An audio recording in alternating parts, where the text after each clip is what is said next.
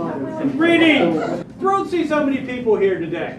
We are on the third of 4 workshops, Saturday workshops sponsored by the Richmond Bridge Association. Those of you who haven't met, my name is Ed Kinlaw.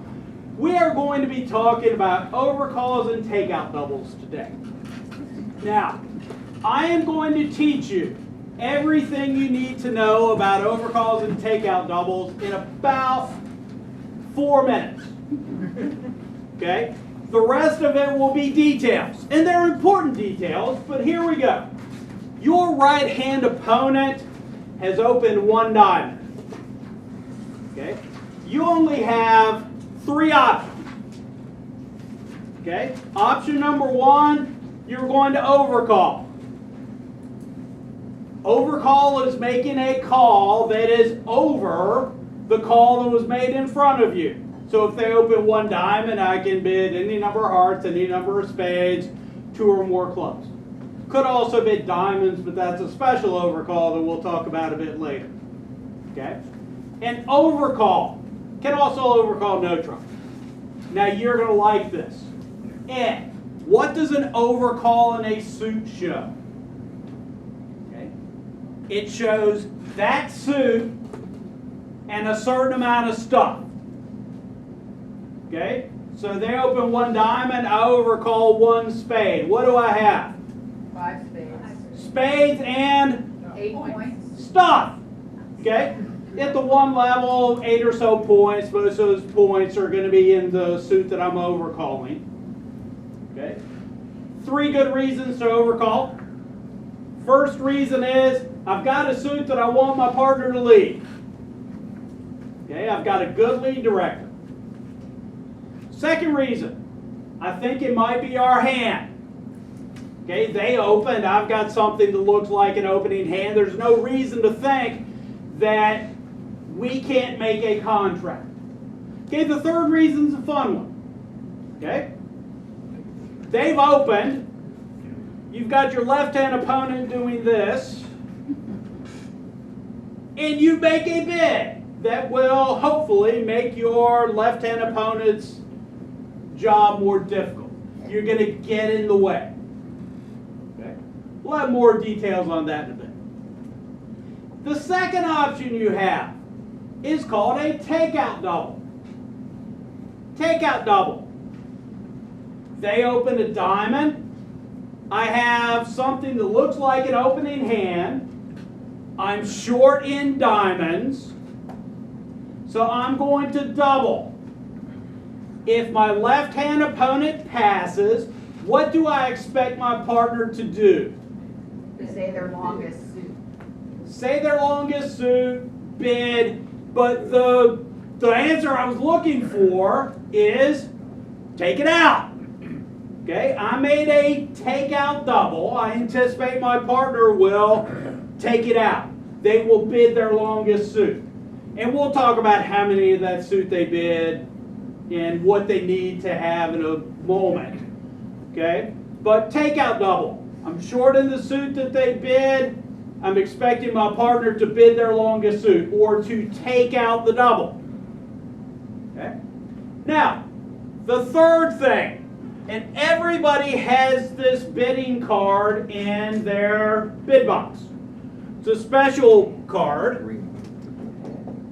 So again, what do we know about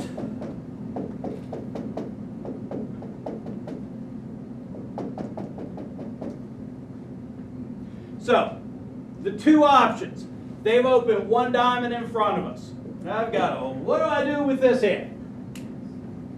Let's review our options. Okay, first option is a overcall. I have a good suit and a certain amount of stuff. No. Okay. Second option, I'm short in diamonds and I've got support for all the unbid suits. No. Well, the third option, and you're going to like this, it's in the front of your bidding box. It's called a pass. Okay?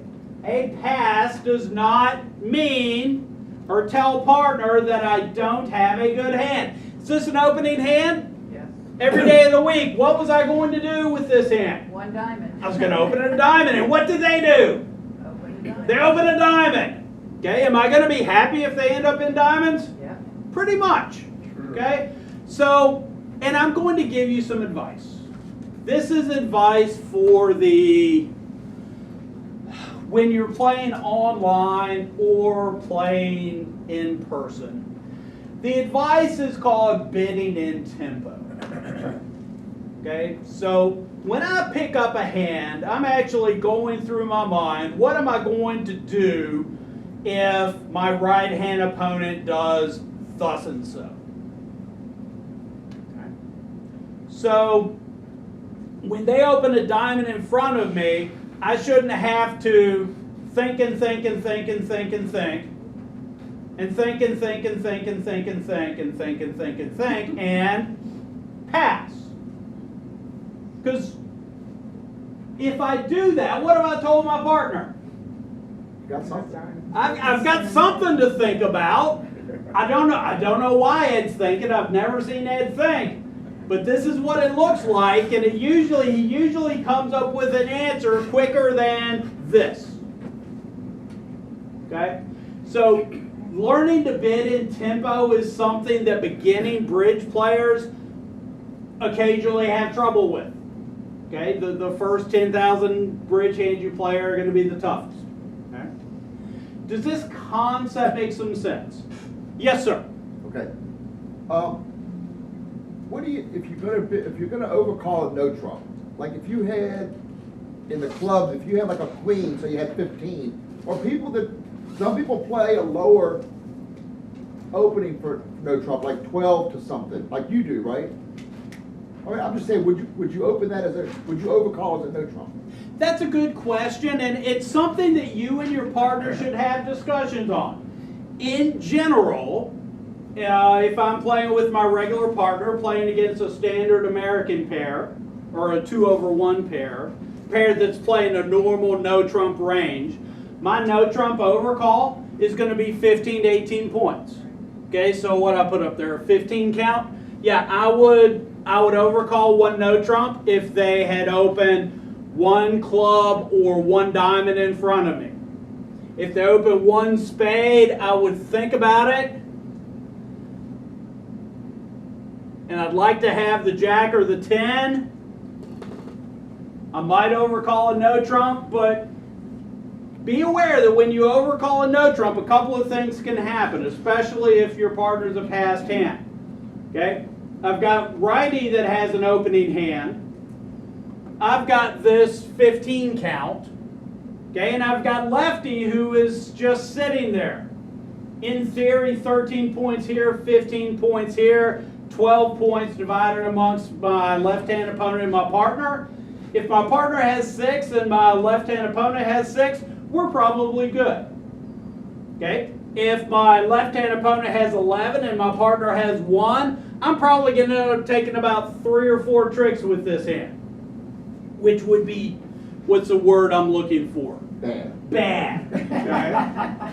Okay, so no trump overcalls with, if they've opened a minor, one stopper's good. If they've opened a major, because if they've opened a major, how many cards do they have? They got 5. What's left-hand opponent going to lead? That suit. Okay, I've got one stopper. The word I'm looking for. Yeah, king jack would be better. King 10 in a pinch. King third. Yeah, I say that. I'm probably going to overcall no trump on this hand. Would it depend if you're vulnerable or not? Yeah. I'm going to feel a lot worse about overcalling no trump if I'm vulnerable, because bad things can happen here. Okay? And again, let's review our 3 options.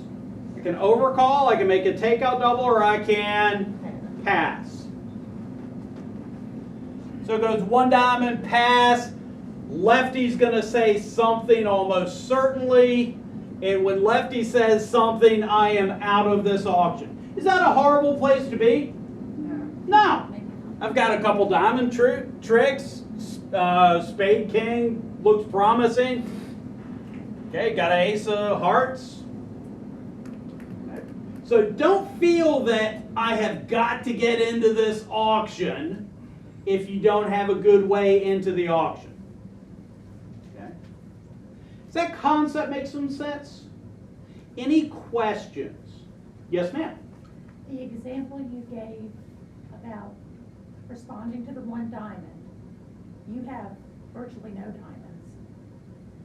But you want to take out, you want your partner to declare what they have. What if they have nothing and you get stuck? See, I see where you're going with this. And we'll go there very quickly. Okay. And you say, I'm going to get stuck. You'll find some humor in this. Is this a takeout double? Yeah. Yeah, it's about an opening hand. I've got a singleton ace of diamonds. Okay? I would actually prefer having a small diamond and have the ace somewhere else to build up a suit. But you play the hand you're dealt. So the auction goes one diamond. I double with this, and lefty passes, and my partner bids one spade. What if they don't bite anything? Oh, they do. They have to.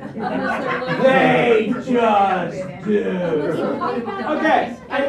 If they got no points, what are? All right. So let's You look bid at. anyway. Shut up. Wait. Stop. I'm gonna put up a hand here.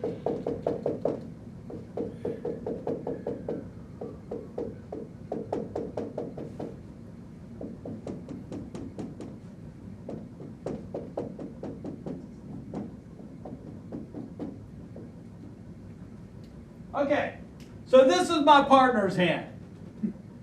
A hand that I'll call 4 to the nothing, 9x, 4 to the nothing, and 3 to the nothing. Basically a whole lot of nothing. Okay? So if the auction goes one diamond, double, pass, and my partner says, oh my gosh, I've got such a rotten hand, I really don't want to play this. I wish I was, doing anything else that's sitting in this bridge hand, but I'm just going to pass and play some defense. So it goes one diamond, double, pass, pass, pass. Right. Okay, how many tricks are we going to take? One. Well, we're going to take the ace of diamonds. Two We're going to take the ace of hearts. Might take a heart ruff. On a good day, we take the king of spades. We'll call this a very, very, very good day.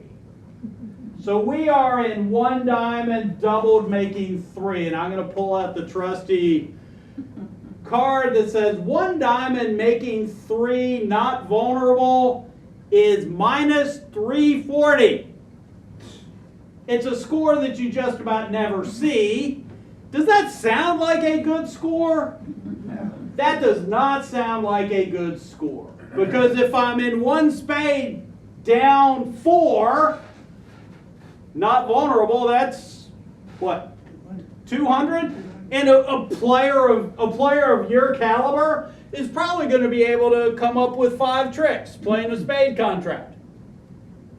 Got a diamond, heart, few roughs, maybe the king of spades. Might be able to take 6 tricks before they figure out that they should be putting a trump on the table. Okay? So, the moral of the story is, if your partner makes a takeout double, even if you have nothing, you are expected to take it out. There's an exception. Anyone know what the exception is? When am I not supposed to take out the double? Interference. No, or if you have a ton of the Yeah. suit that they're bidding. I think one diamond doubled is a fine place for us to play this contract. So I've got something like this. This never happens, by the way.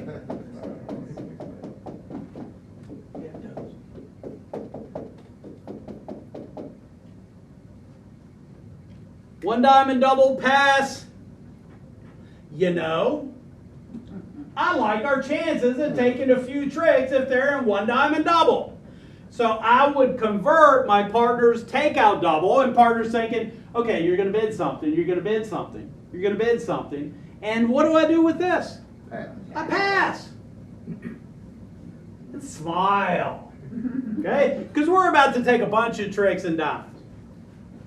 Okay? That is the one exception to converting your partner's takeout double to a penalty double. That exception is when I think that playing whatever they bid doubled is the best spot for us. Okay?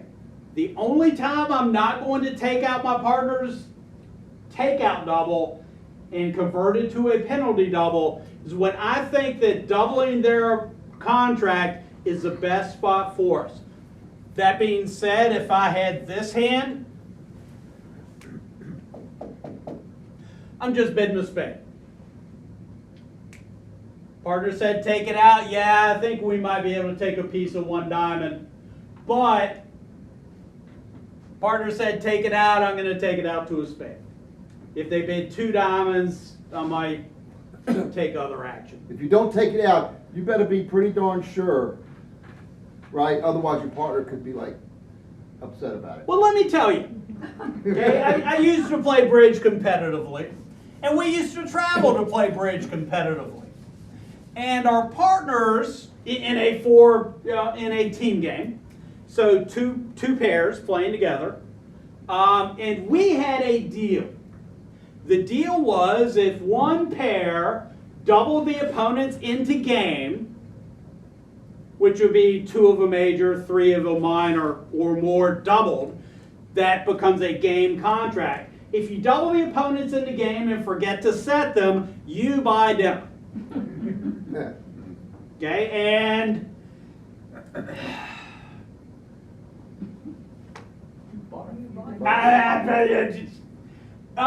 actually, my partner's in Arizona now. He isn't going to pay attention to this. It was a fine penalty double. We just forgot to set the opponents. Forgot how to play defense, but we had them. Sorry, and then you come back to the table and say, oh yeah, we're minus 470. We doubled them and forgot to set them. Oops. Any other questions before we get into the nuts and bolts of overcalls? Okay, so we are going to review overcalls. They've opened a diamond, I overcall a spade. What do I have in general? 5 spades, almost opening point. I'm going to go with spades and stuff. Okay, I'm going to make it simpler than that. I got spades and I got stuff. Now, how many spades? Somebody said 5 every single time? Or more. Or more. Every single time? Yeah. Yes! Every single time. When you get to be a player as good as Paul, you may find a hand where you want to overcall a 4-card suit at the one level and one level only. Okay? Paul, are you still giving out those memberships that say, yes, I think that Joe is able to make 4-card overcalls, or did we stop that?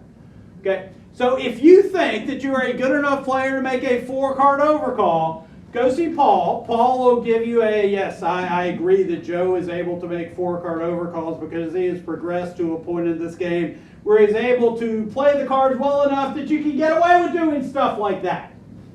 Or words to that effect. Okay? Because, yes, sir. If you're in a deal where you have to buy and you double, I suggest that you drive, because you have to drive to a cheap restaurant in Irving.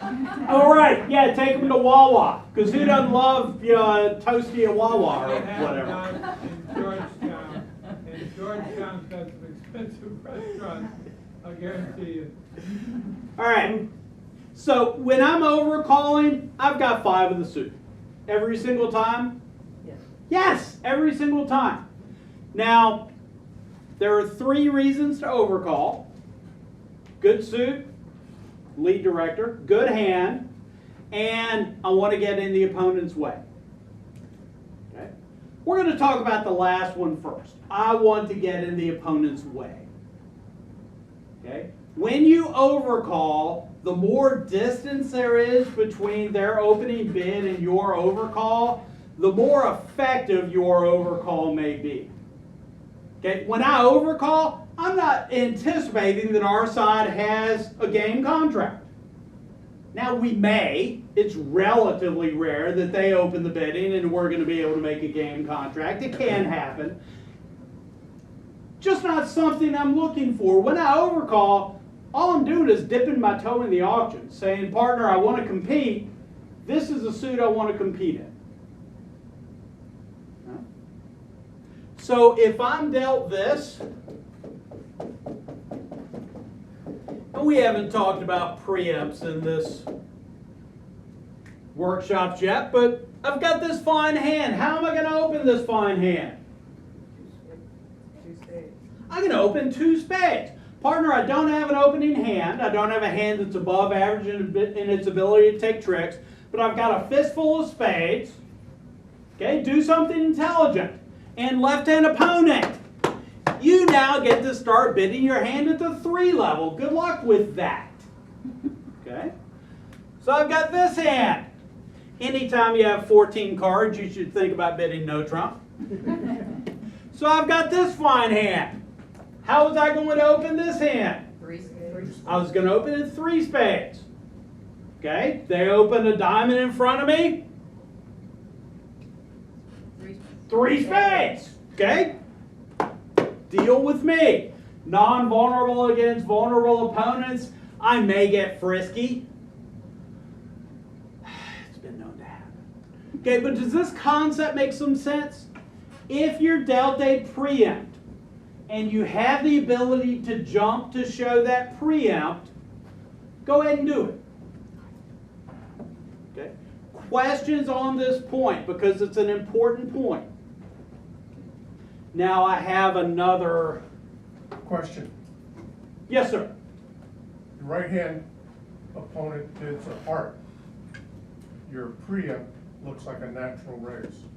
Well, No, but I got where you're going. So I've got this hand.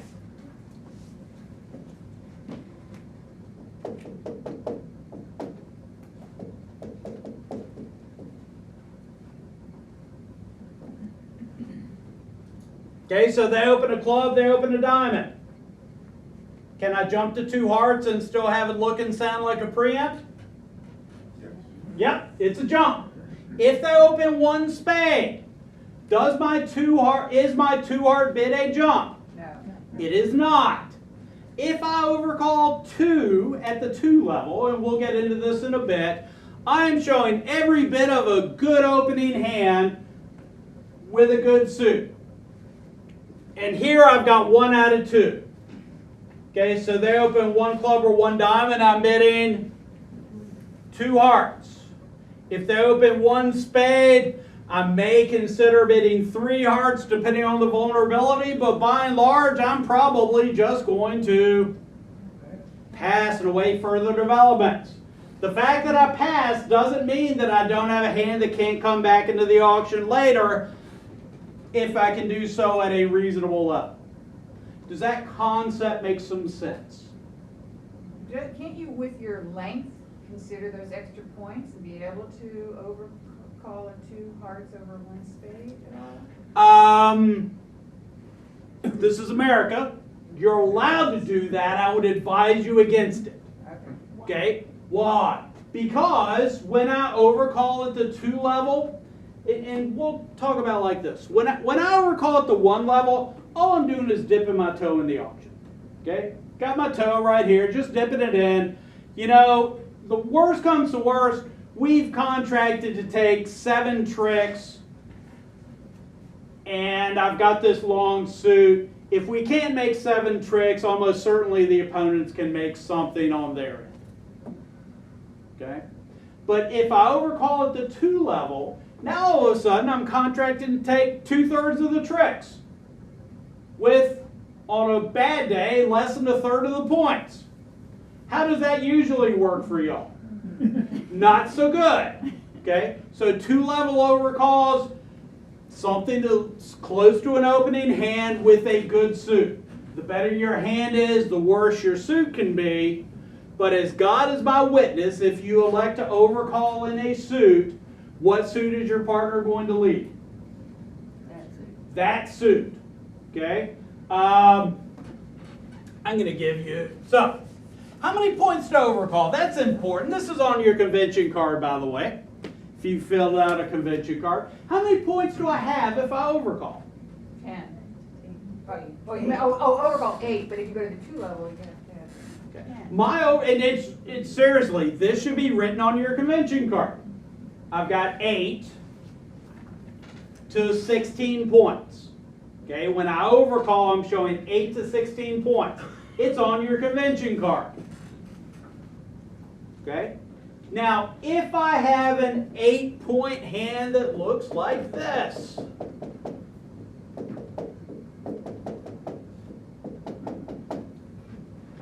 let's review our reasons for overcalling. I've got a good hand. No? I've got a good suit. I've got a good lead director. No? So if you don't have a good suit and you don't have a good lead director, you have a, what's that special card that's in your that's in the front of your convention box? You have a pass. Doesn't mean that I can't come back into the auction. The auction goes 1 heart. I'm going to pass. I'm passing. But I have 5 spades, so I'm going to pass. 2 hearts. Pass, pass. Can I come into the auction now? Do I have a good hand? No! Okay, do I want the opponents to play 2 hearts? No! Okay, so what do I do with this hand? Okay, how many of you think that defending 2 hearts is a good idea? No. Okay, if you defend 2 hearts, it's likely that the opponents are going to make 2 hearts. So you are signing up for minus 110, minus 140. So if you choose to bid 2 spades here, wasn't big enough to overcall, but I'm just getting into the auction now, your partner should play you for that. Because you didn't overcall the first time. Okay, I wasn't good enough to overcall the first time, but I got this shape that says, I think that we should be playing 2 hearts. We should not be defending 2 hearts. Now, for those of you that haven't heard my balancing lecture, we're going to do a little math. Did your partner have a good hand on this hand? No. Let's check. It's a little trick I like to call math. Okay, how many points does the 1 heart bidder have? 13. At least 12. At least 12, but they couldn't take another call over a minimum. I'm going to give them 13. Could be 14. How many points does the 2 heart bidder have? 6 to 9. 6 to 9. Could be 10, by the way. I'll give 10 with the balanced 3-card race. So I'm going to say 8. So they have half the deck. So what do we have? After that. We have half the deck. Okay, so I've got 8. So my partner probably has about 11 points. Okay, guess what? If I had 6, my partner would have 12, 13 points. Now, if my partner's got 3 cards in hearts, they don't have an overcall and they don't have a takeout double.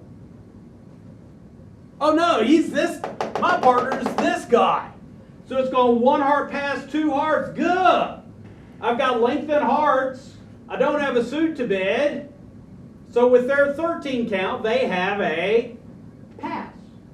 And they're, okay, Ed, reopen with something. Ed, bid something. I don't want them to play 2 hearts. I don't want them to play 2 hearts. That's what he's thinking. Okay? Does that concept make some sense? Because if the opponents are comfortable at the 2 level, what do y'all pay to play bridge here? $5, $6? You should derive at least a couple dollars worth of enjoyment for making things difficult for the person on your left and the person on your right. Okay. Does this concept make some sense? Probably not going to be talking about balancing too much, but I wanted to, the fact that you don't overcall this hand doesn't mean that you can't come into the auction later. So this hand is not a 8-point hand that I would overcall with.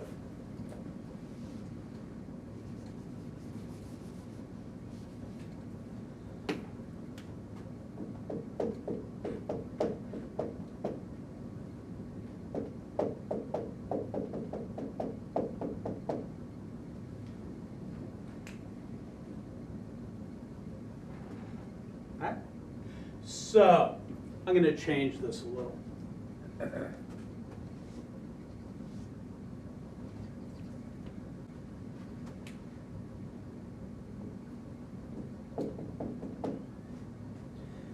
And I'm going to make sure I've got the geography right.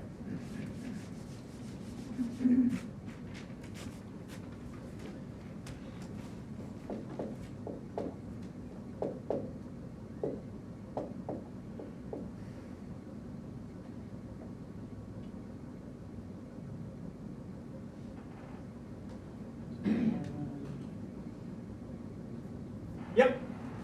So, the auction has gone thusly.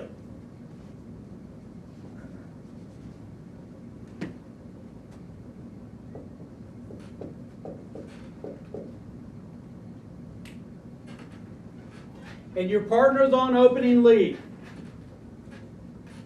And I have an overcall. What are they going to lead? Which heart? Which heart are they going to lead? They're fourth from their long. They're fourth from their longest and strongest, which is going to be probably, on a bad day, the 4. Okay?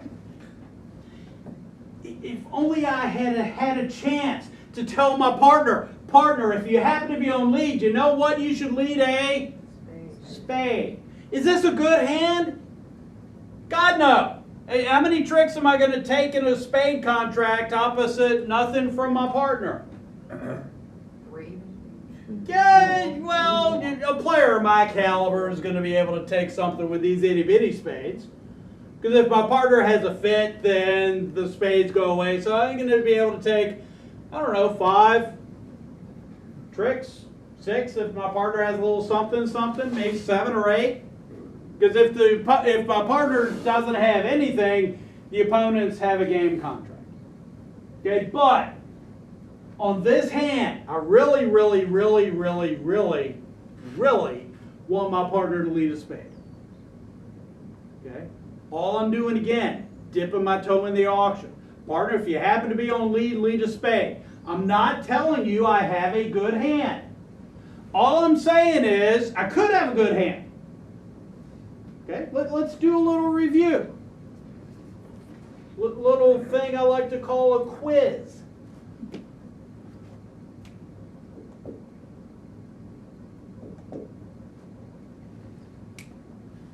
I've got this hand. How many high card points? 15. My right hand opponent opens a diamond. What do I do with this hand?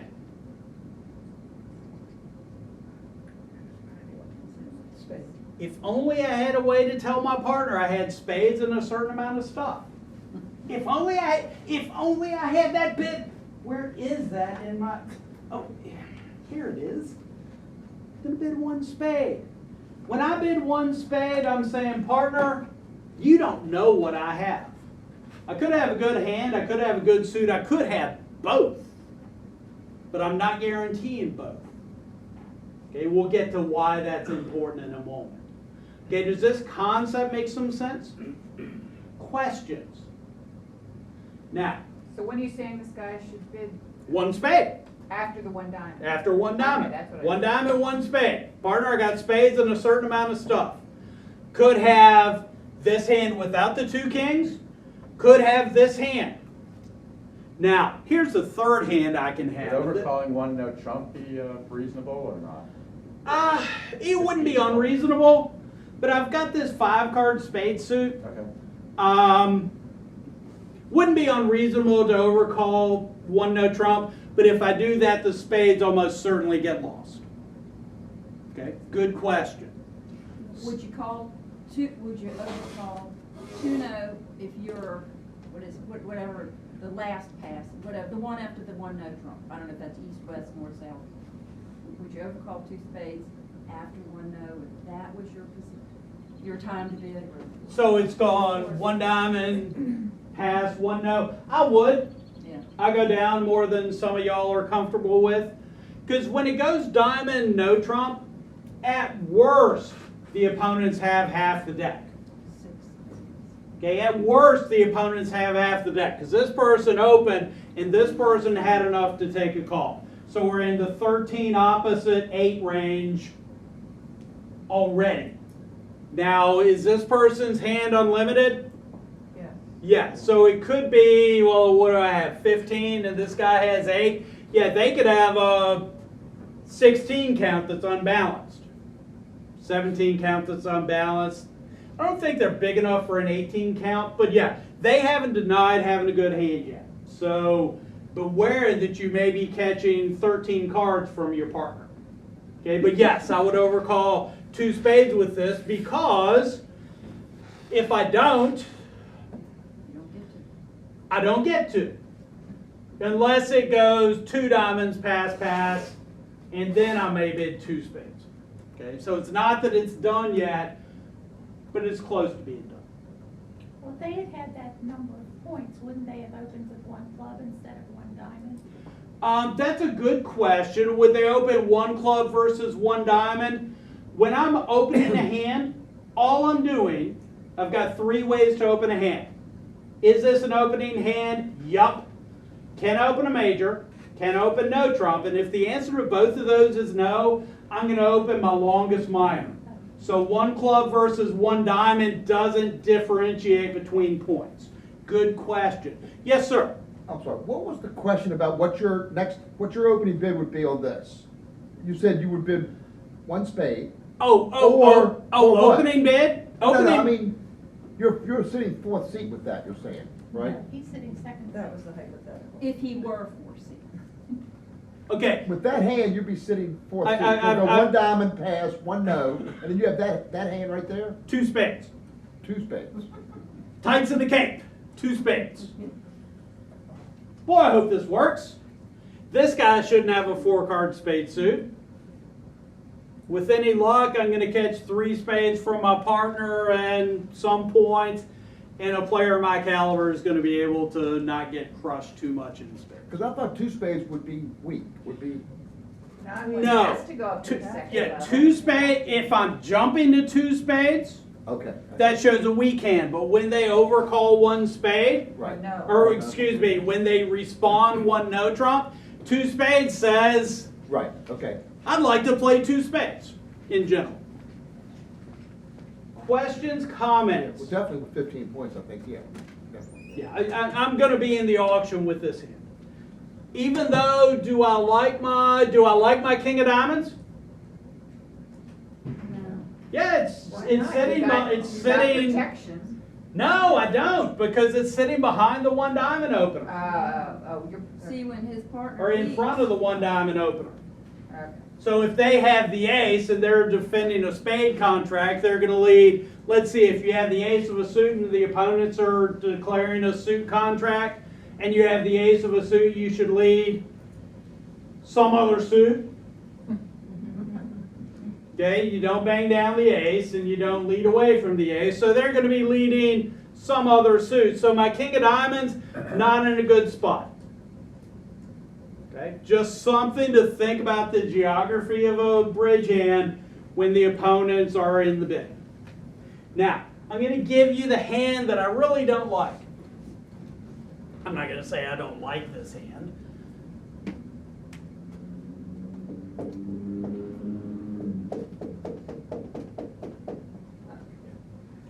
So I've got this hand.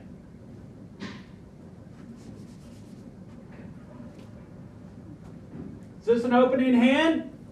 Yeah. Well, Got 12 points. 2.5 quick tricks. Seems like an above average hand in its ability to take tricks. How do I open this fine hand? One spade. I'm going to open at 1 spade. So when they open 1 diamond in front of me, what am I going to do with this hand? One spade. I'm going to bid 1 spade. I got spades and stuff. The more stuff you got, the worse your suit can be. Does that concept make some sense? So you either have spades or stuff or both. So I'm going to overcall 1 spade with this hand. And the opponents are going to get to some contract. And my partner is going to lead every single time. Guess what card? King of spades. He's going to bang down the king. He's got king X of spades. He's thinking, this is great. I'm going to lay the king, and my partner's going to take the. He's going to, and then I'm going to play swallow to my partner's ace. Then I'm going to get a ruff, and life is good. And he bangs down the king of spades, and Declare just laughs at us. God, I hate that, because the only way my partner doesn't take a trick with the king of spades is if he leads the king of spades. No joy in Mudville. Does this concept make some sense? Any questions about what a 1-level overcall looks like? Okay. So now we're going to talk briefly about actually we're going to talk about 1-no trump overcalls. Okay. 1-no trump overcalls, they open a suit, and I overcall 1-no trump. I have 15 to 18 points. I'm going to give you the 18 because if they've opened and I've got an 18 count, I really don't want to have the auction get past 1-no if my partner's busted. So most people play 1-no trump openers 15 to 17. 1-no trump overcalls 15 to 18. Okay? If they've opened a minor, I'm going to have a stopper. Every single time? Yes. I'm not going to tell you when I don't. However, my regular partner's sitting in the room. How great is this? I'm going to make him all kinds of nervous.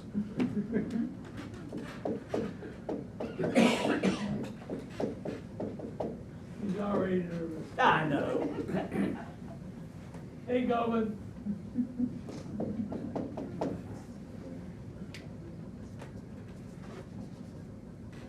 So they open 1 diamond in front of me. Oh, hold on.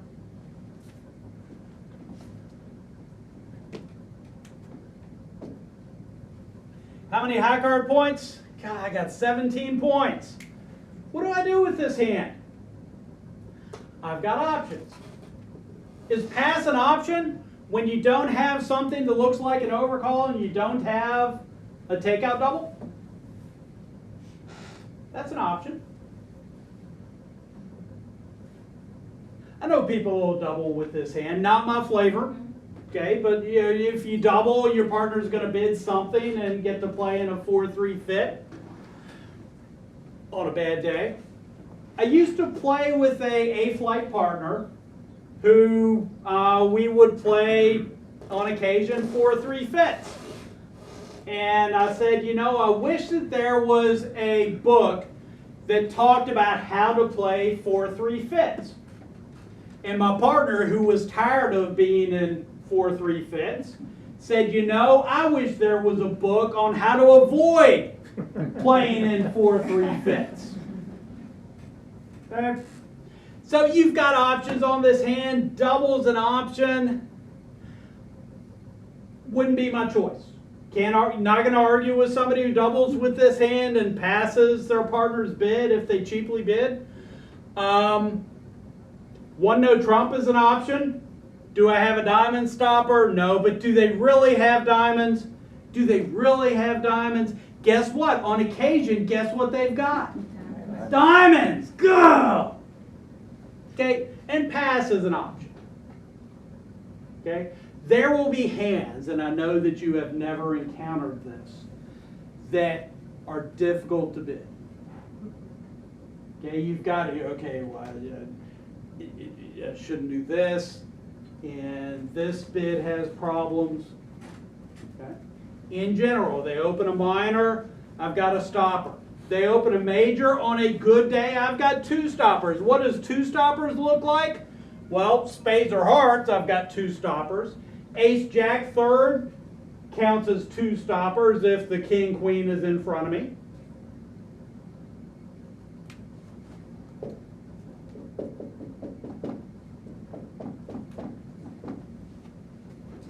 Okay, so I'm declaring a no trump contract.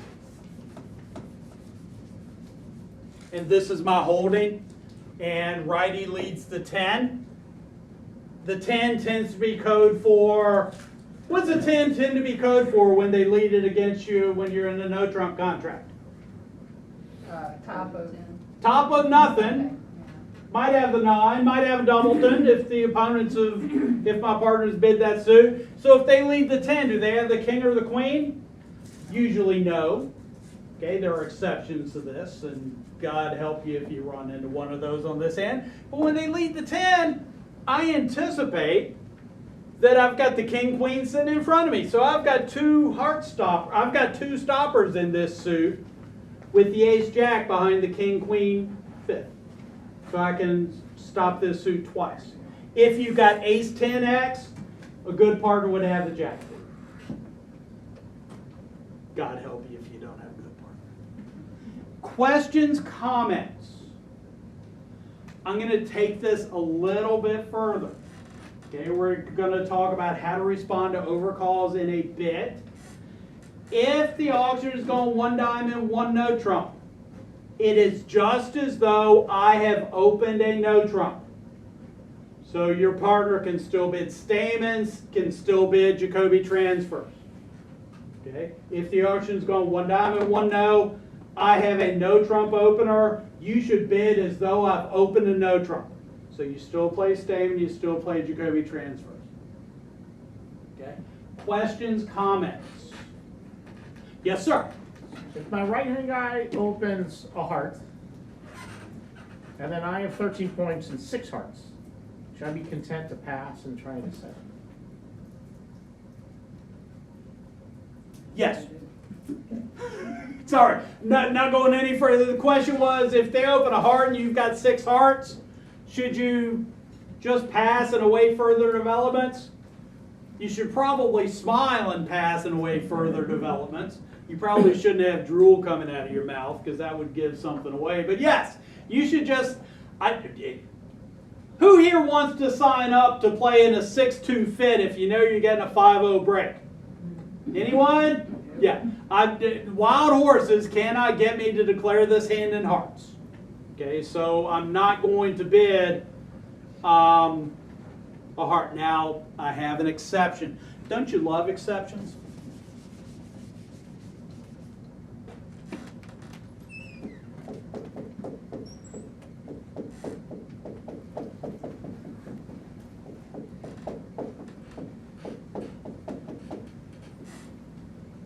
You're dealt this hand. It is important that you and your partner have had a discussion that you aren't doing anything fancy. Anybody here like to do fancy things at the bridge table? Anyone? Anyone? Am I the only one that likes fancy things? Love fancy things. So the auction goes 1 diamond, pass 1 spade. What do I do with this hand?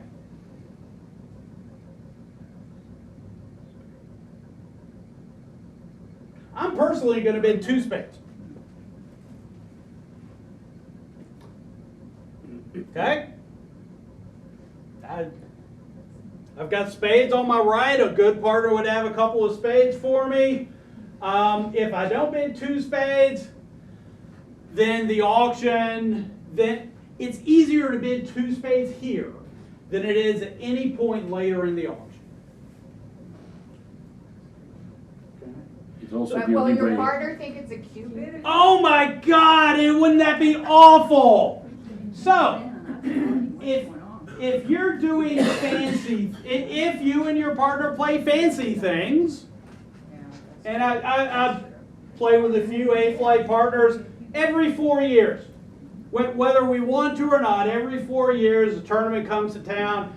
and I end up playing with an A-flight partner. And how much time do we talk about, or do we spend filling out a convention card before we play? Not enough. Okay?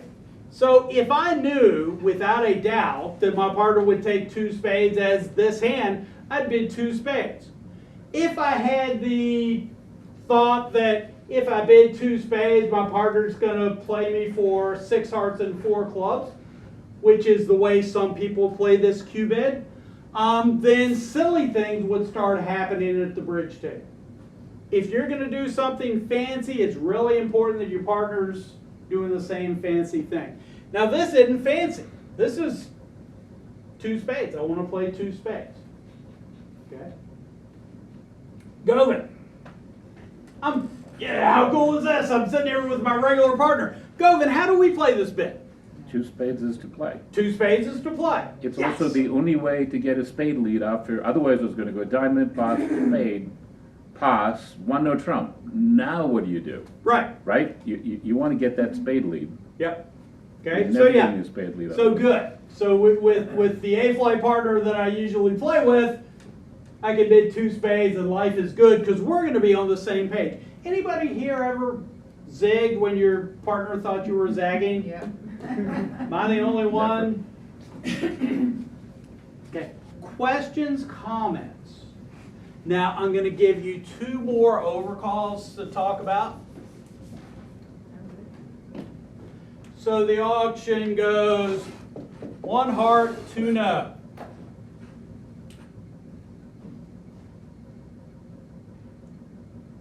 And your partner's going to think. My partner's going to think. I get to pick who my partners are, so my partners tend to think. So is 2 no your bid? 2 no's my bid. Wouldn't that be an unusual 2 no trump? It seems unusual, doesn't it? Because if I had a usual no trump overcall, how do I make a usual no trump overcall? 1 no. So 2 no trump does sound, what's the word, what's that word again? Unusual. Unusual. Okay? Unusual no trump. Okay? Is not I really have a big no trump. It's a lot of people play, and I would encourage you to play it as a 2 suited overcall. Partner, I've got 5, 5, and the 2 lowest unbid suits. So here it would be Diamonds the and minors. clubs. Okay? Partner, pick a minor. Okay? The other 2 suited overcall that we play is a Michael's cue bid. And Michael's cue bid was invented by Michael or Mr. Michael, and I apologize, I don't know which it is, but a Michael's cue bid, okay, shows It shows spades there and a minor. okay, a Michael's cue bid every single time shows 5 cards, and it shows a 5-5 hand at least, with 5 cards in all of the unbid majors.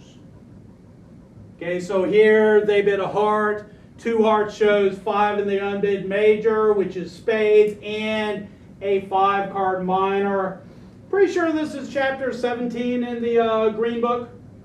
But you should only do it if you have, what, 8 to 11 points or 17 and above, whereas otherwise you bid your... Well, it depends. It depends on who you're playing with. Some people play, it's termed as split level Michaels. Okay, so I'm not going to do it in the 11 to 15 point range. Okay, so with 11 to 15, I'm going to overcall in my higher ranking suit and then bid my lower ranking suit if it makes sense to later in the auction, 11 to 15.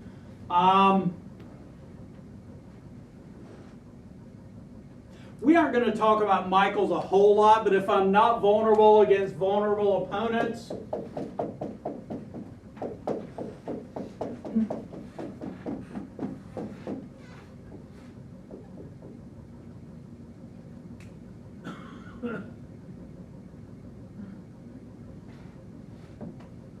do I have spades in the minor? Do I have a good hand? I don't have a good hand. I've got a hand that wants to be playing on offense. Okay, so personally I do with that.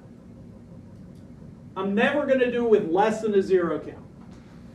Vulnerable, I'm probably going to have a couple pictures looking back at me.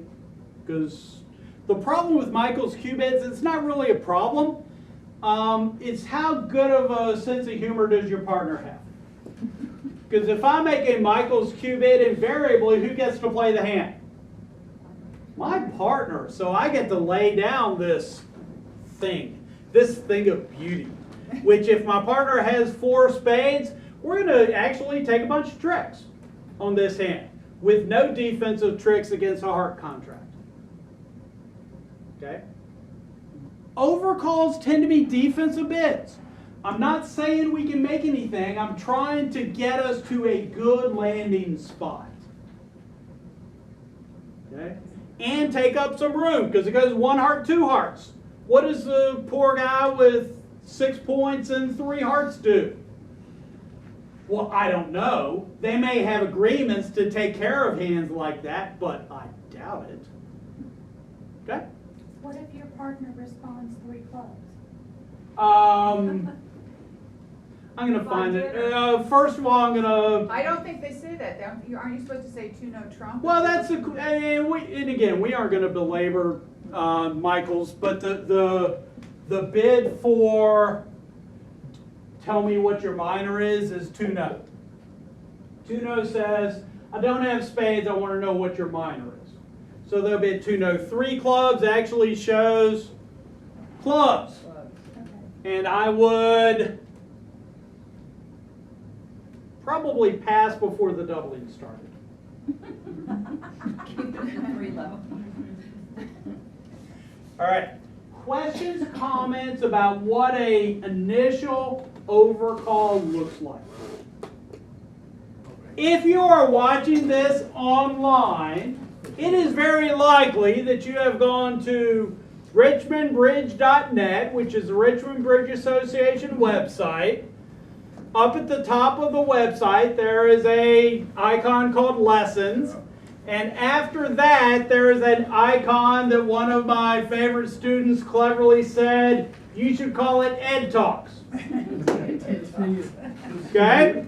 There are 2 types of lessons. For those of you that are here that haven't been to this site, I've got all of my Sunday night lessons on this site. So 1 through, I think I've got 24. I've got some bonus lessons on there. There are also Saturday workshops where, because y'all are here, you know that I go a little farther in depth than I'm able to do on a Sunday night. Okay? Back to the show. So I had a question. You're gonna tell a joke. No, somebody asked, am I going to tell a joke? I have never been in a joking mood on a Saturday morning. So no jokes. So I have this hand.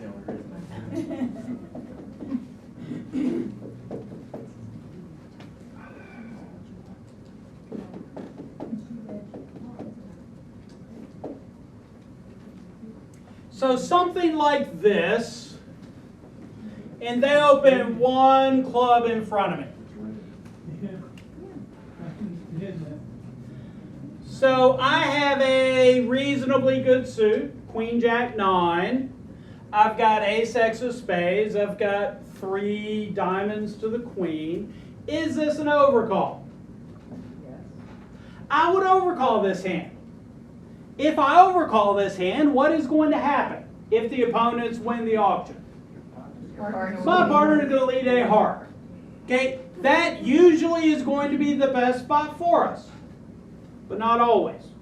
Okay, so I'm not going to argue with overcalling this hand. I would overcall this hand. Just beware that your partner is going to lead a heart, and that usually is going to be the best spot for you, but not always. Okay. Now, I have 2 overcalls that we are going to discuss briefly. So 1 club, 1 diamond. or one diamond, one heart. And we're going to talk about why we overcall.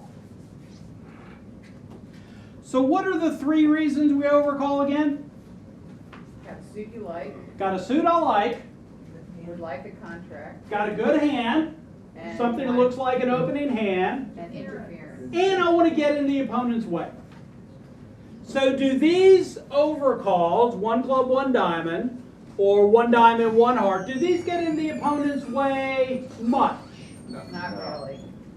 Is it possible that me overcalling with these 2 are going to make things easier for the opponents? Yes. Yes. Okay, your opponents probably play negative doubles. Okay, negative, chapter 11 in the green book. Okay, negative double shows length in the unbid majors and enough stuff to be bidding at the level I'm bidding on. So if it goes one club, one diamond and righty doubles, that shows 4-4 in the majors. Okay, now if it goes one club pass, does your right-hand opponent, left-hand opponent have the ability to make a bid that shows 4-4 in the majors? No. They're going to bid one heart, and invariably, they may end up declaring the contract. So, 13 points, 8 points. Which one of these 2 do I really want declaring the contract? If I'm declare, would I rather for our side to have the 13-point hand hidden or the 8-point hand hidden? I'd rather have the 13-point hand hidden. So it is possible that if it goes one club, one diamond, and they double, that I have allowed them to right side this hand. Okay? Right side in the hand tends to be worth half a trick or so if it's played by the right hand. Does this always happen? Doesn't always happen, but it could. Okay. Now, if the auction goes one diamond, one heart, and I'm responder now, responder to the one diamond opener.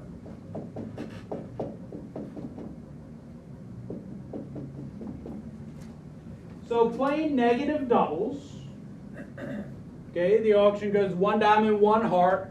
What do I do with this hand? I'm going to double, which shows what? 4 spades. Exactly 4 spades. Shows exactly 4 spades. With this hand, what am I going to do? 1 spade. Play negative doubles, one diamond, one heart, 1 spade, and now I get to show at least 5 spades. Okay? So, I'm going to pretend the auction has now gone one diamond, pass. What is my response with this hand? 1 spade. 1 spade. Okay, promising at least 4 spades. Okay, does partner know that I have 5?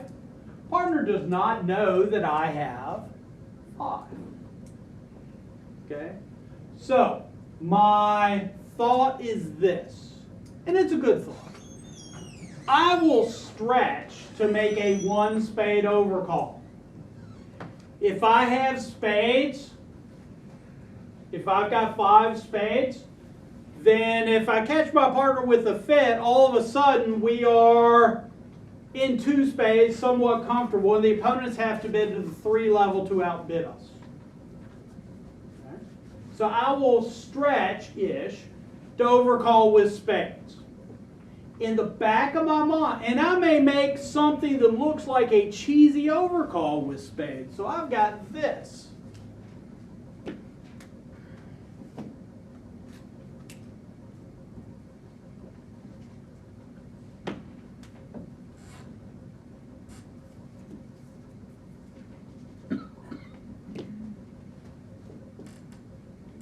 They've opened one diamond. Am I liking my diamond king? Oh yeah, they opened one diamond in front of me. That's your partner. No, my right-hand opponent. So I'm in an overcall position. My right-hand opponent opens one diamond. I've got this. I would overcall one spade with this hand. Okay, it's good to have spades. Partner isn't going to hang me out to dry more than once because I get to pick my partners. Okay. I would not overcall one diamond if these were diamonds and right-hand opponent opened one club. If they had opened one diamond in front of me and these were hearts, I still might overcall a heart, but in the back of my mind, I'm thinking, you know, I might be making things easier for the opponents. How many of y'all want to go out of your way to make things easier for the opponents? Anyone? I might get to play against you some point, so I was hoping to see some hands raised. But no, y'all don't want to do that. If it's you, I would. So again, I might make a non-robust one spade overcall. Okay, I'm not going to make a non-robust one diamond or one heart overcall. I'm less likely to I'm not going to make a non-robust one diamond overcall. My one diamond overcall, personally, I'm not taking up any bidding room. I'm not getting in their way at all. I'm going to have a good suit and a reasonably good hand to overcall one diamond. Okay, it was 6-card diamond suit. I may overcall 2 diamonds. Okay. But one diamond doesn't get in the opponent's way at all. So, any questions about what an overcall looks like? All right, so now we are going to talk about my partner has overcalled. My partner has overcalled, and what does he expect me to do? Okay, in general, if my partner overcalls and I don't have a good hand and I don't have support from my partner, do I have a bid in my bid box that shows that? Yes.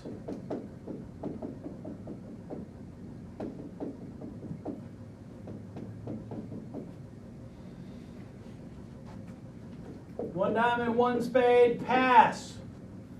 No, I've only got I've only got 2 spades. What do I do? What do I do? What do I do? What do I do? What do I do? I pass. I'm going to make a change, you know, because I can.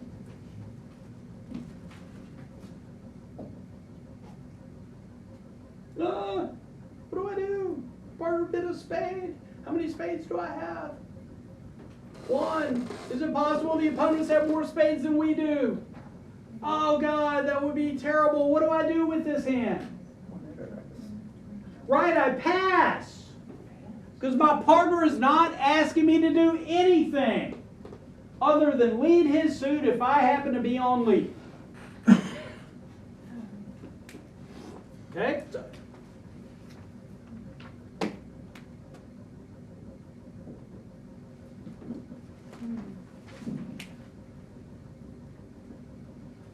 Well, certainly here I should bid something. My partner can't want to play one spade.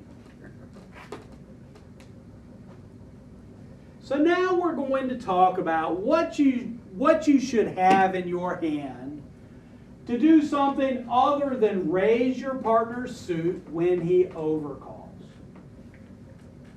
Okay? On your convention card, there is a spot on the left-hand side that talks about simple overcalls.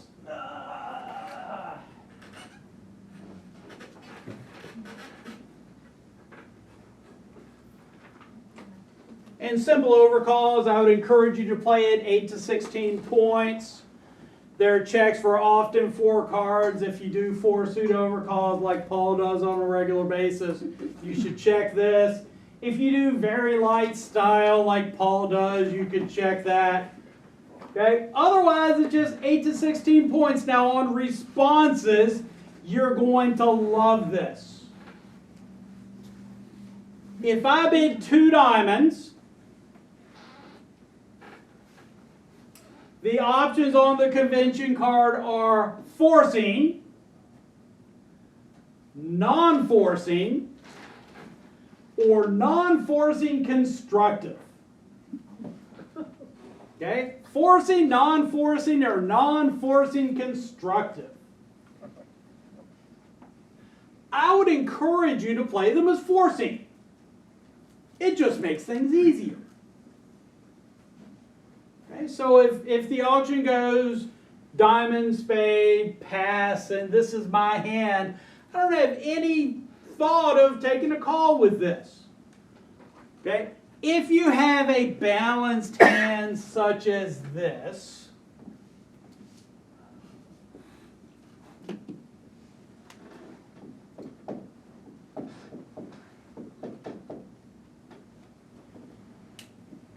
what does your partner have for his 1 spade overcall? 5, at least. 5 at least. And how many points? 8 at least. 8 at least. Up to 16. 16 or so. Okay, so my bidding 1 no trump should show a certain number of points. Okay, anybody have their green book and want to tell me what the green book says? Because certainly the green book is right on when it says how many points I should have to bid a no trump. My guess is 9 to 12. Whoever wrote the green book, I don't know what he was thinking. What, for the? For a 1 no trump bid. So how many points do I need to bid 1 no? I thought it was 6 to a bid offer. 8 to 11. Oh, well, that's if partner's open. Uh, Yeah, if partner's open, yes, I've got 6 to 10. But here my partner hasn't opened. They don't necessarily have an opening hand. Okay. 8 to 11? 8 to 11. Okay, so it's gonna go diamond, spade, pass, 1 no with 8 to 11 points. I got a little something something when I bid 1 no. I think 9 to 11 is probably better. Ask me why. Why is that? Because if my partner can overcall with up to 16 points, my 1 no trump overcall should say, partner, if you're at the tippy top of your bid, we may have a game contract in the offing. Okay? So 1 no, so diamond, spade, pass, 1 no. Yeah, I think 1 no trump's going to be a good spot for us to play this hand. We may be able to do better than playing in spades. If partner goes back to 2 spades, he's saying, what's he saying? 6 spades. I don't like that. You'd rather. Yeah, let's play spades. And 2 is enough, by the way. Okay, if partner goes back to 2 spades, let's play 2 spades. So he wasn't up near 16 points, or he would have gone to 3. He wasn't up near 16 points. He should have 6 spades. And he prefers spades over no trump because he's got 6 spades. Okay? So with this hand,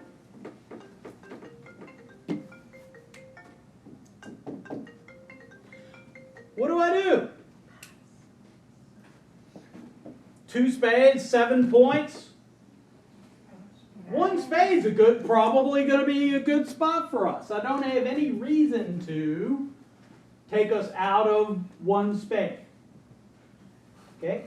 If you play that new suits are forcing, which I would encourage you to do, bidding a new suit is going to show 5 of that suit. Okay? And something that looks like an opening hand. Because it's a hand where a partner, what's the definition of forcing? What is my partner not allowed to do? Pass. Okay, so if we don't have a fit in spades, so give me this.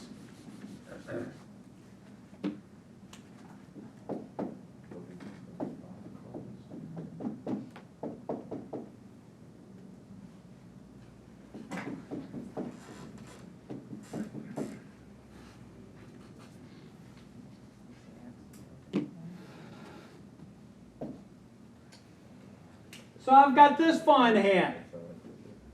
One diamond, one spade, pass. What do I do with this hand? Two hearts. Okay? If we're playing, and again, you can play any way you like. You don't have to play new suits as forcing. It just makes the auction easier if you do. Okay?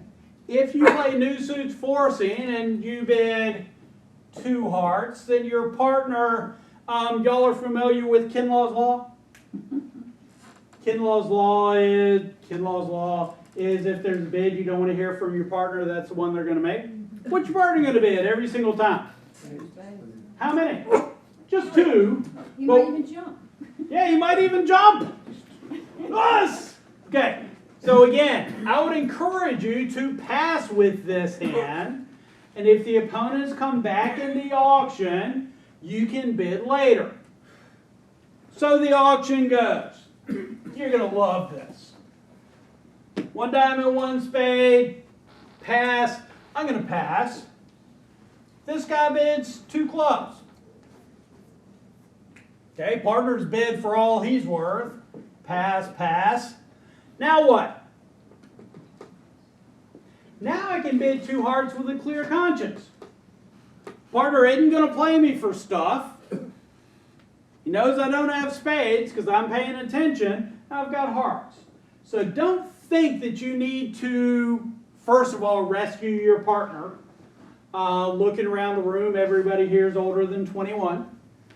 Okay, so when your partner overcalls, they're saying, I think this would be a good spot for us to play. Okay, don't rescue them. Okay. Second, I may be able to bid this hand later. Why would the first time saying two hearts, I mean, if your partner is sitting there with at least two, couldn't he pass it? Why is it being forced to? Because on your convention card, you and your partner, are you sitting here with your partner? Yeah. Okay. Well, sometimes, yeah. Well, sometimes, but you and your partner should have an agreement. How do we play this? Do we play it forcing? Do we play it non-forcing? Or do we play it non-forcing constructive? This would be an example of non-forcing constructive. I don't have a forcing hand, but I've got a good suit. I'm denying primary support for your suit. So I've got a little something, something, but I'm not going to force you to bid. Okay? But if you play it forcing, which I'd encourage you to do, you can't bid two hearts with this. Okay? Because you don't have any reason to force the auction with a 10 count when your partner could have an 8 count. And you don't have a guarantee of a fit. Okay? I'm not saying you can't bid two hearts with this. I'm saying if you play it forcing, you probably shouldn't bid two hearts with this. But if you had more points, so if you had. If I had, yeah, give me this.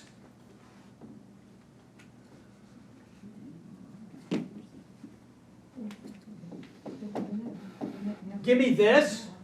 And now all of a sudden I'm thinking, good things might happen. So the auction goes one diamond, one spade, pass. I'll bid two hearts. My partner will bid, Kinlaw's Law is two spades.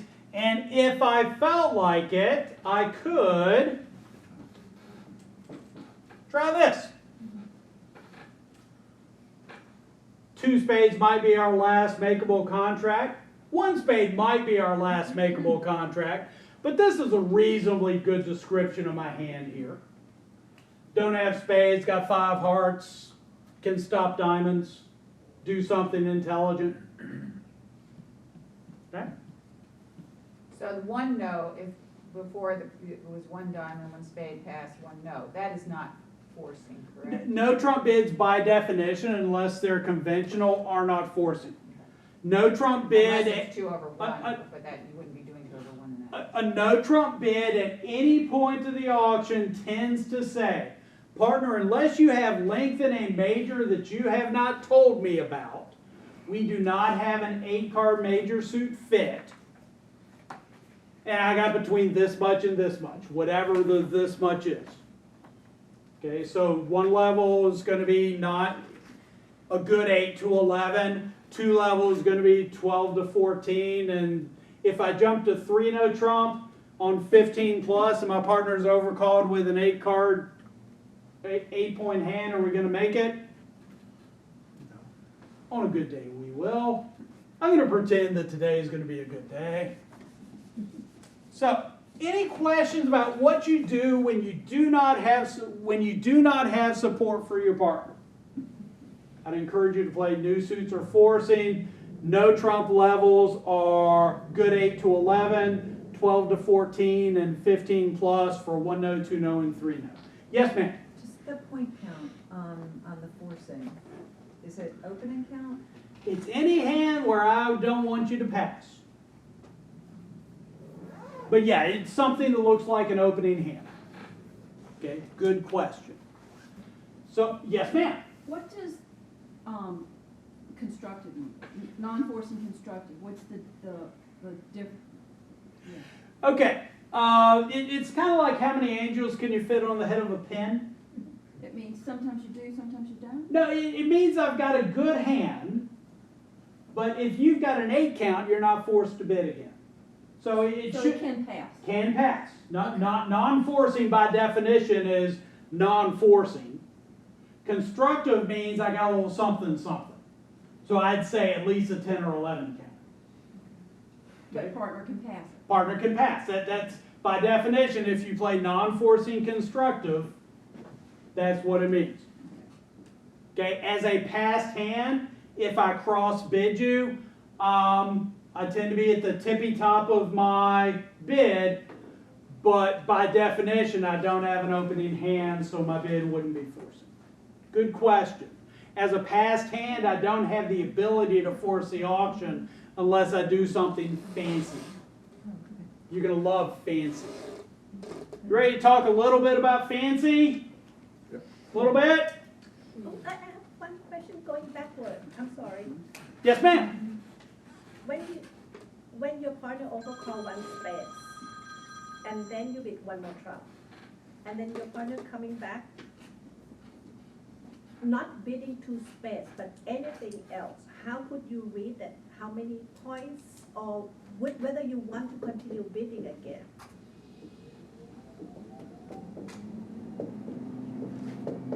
So my partner does this, diamond, spade, I bid a no trump, he bids 2 hearts.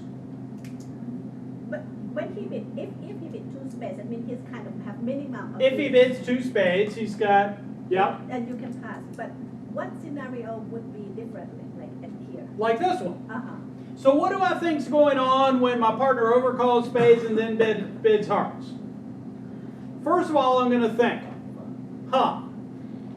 he didn't bid Michaels. Okay, so he either isn't 5-5, so he's 5 spades and 4 hearts, or we have agreed, or my partner thinks we have agreed, to play split level Michaels, which is when I bid Michaels, I'm either going to be 10 or less or 16 or more with the 11 to 15 point range. I'm going to overcall my higher ranking suit and then rebid my lower ranking suit. Okay? Govan, do we play split level Michaels? Yep. Govan and I play split level Michaels. I actually do that. Okay, I was just making sure Govan's paid attention. Gotta love Govan. So yeah, we play split level Michaels. So this is either going to be 11 to 15 with 5 spades and 5 hearts, or 11 to 15 with 5 spades and 4 hearts, or something around something of that nature. So it's going to be the higher range of the 8 to 15, not the lower. Yep. Or it could be, you will not rebid another suit if you don't have that higher range. no. So I've got this hand.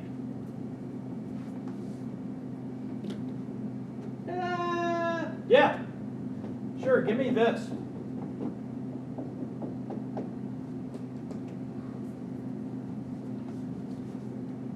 So I've got this fine hand, 10 points.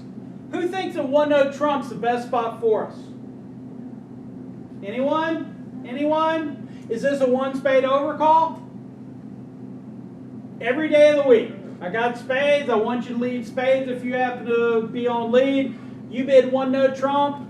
It's going to go pass, and I'm going to bid two clubs, which says that. Can't rebid my spades. Yeah, you're choosing not to rebid my spades. I've got spades and clubs, and I think spades and clubs is going to be a better spot than one no. Pick one. And I anticipate my partner's next bid will be pass. Yes, ma'am. You don't want to overcall with two no trump? I don't, because two no trump. Oh, and this is one of those two-suited overcall thingies. Okay? If they open a diamond, or if they open a minor, I do not have a two-suited overcall available to me unless I play something extra fancy to show spades in the other minor. Okay, two no trump would be the two lowest unbid suits, which isn't going to be spades. Two diamonds would be two majors. Two diamonds would be the majors, which this isn't that. Now there is one last thing I'm going to give you while we're wandering. And we aren't really wandering. I'm about to get back to showing support for your partner.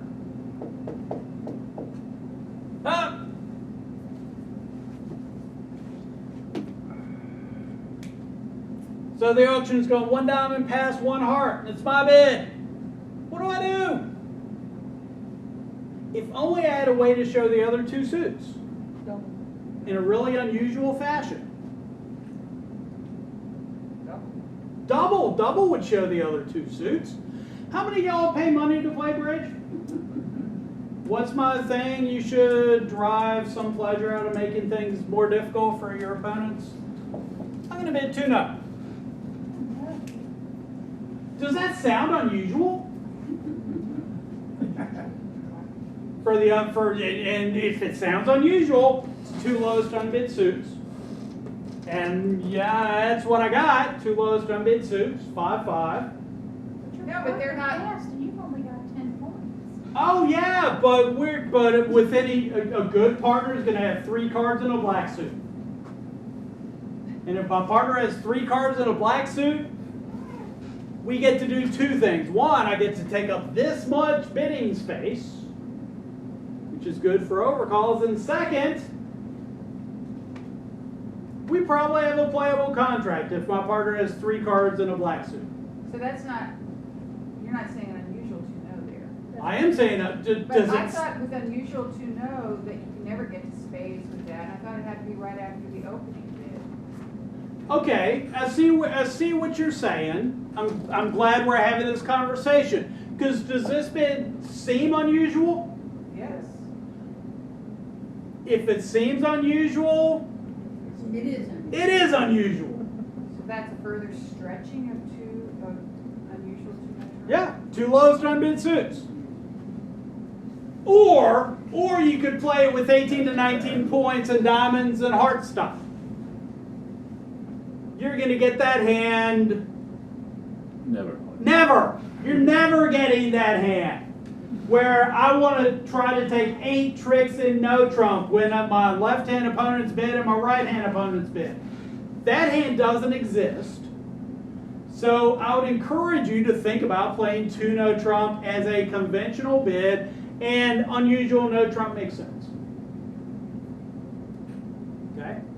So what's your partner going to respond? Some black suit. Any black suit he has. Because I'm saying, partner, I'm 5-5 in the blacks. Bit of black suit.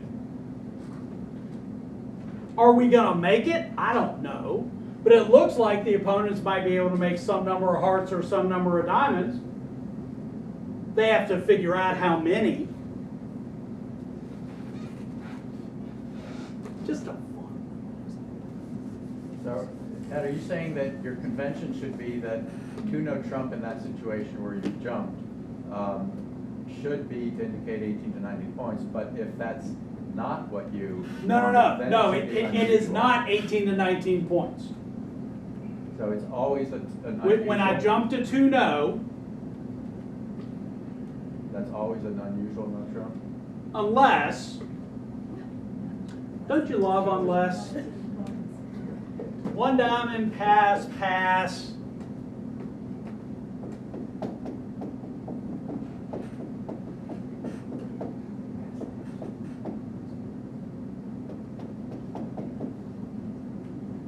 Okay, with this hand, there's two ways to play the jump to 2-no.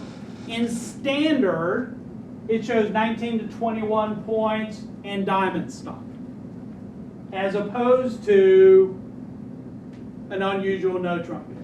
So the only time it's natural is one something, pass, pass to me.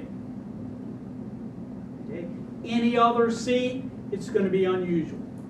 Now, it is possible, and I'm going to tell you a story. I used to play with some A-flight partners. And I had a hand, I don't recall whether it was 5-5 in the, I hadn't sat through something like this. So I bid 2-no trump on 5-5 in clubs and hearts, and my partner raised me to 3-no. I'm thinking, you know, I don't know whether my partner thinks I know what I'm doing and have 19 to 21 points, or whether my partner thinks I've got clubs and hearts, whichever, I'm going to pass and play. And he thought I knew what I was doing. He had like a 7 count, and it just got really bloody down 3 or so. So it would be a good thing to have this conversation with your partner. So in the fourth seat, you never say 2-no as an unusual. That is the standard Okay, response. that's good to know. Doesn't mean you can't play it that way, but you and your partner should be on the same wavelength. Yes, ma'am? In this hand, But only what if would be somebody is. the reason you would against bidding doubles? Because in standard, I can show this hand by bidding 2-no. What if you got that in the second seat? Second seed, I'm going to double, and You're we'll overcall. get there. I promise. Okay? So, we are now going to talk about supporting your partner. So it's going 1 diamond, 1 spade, pass, and I've got this thing of beauty.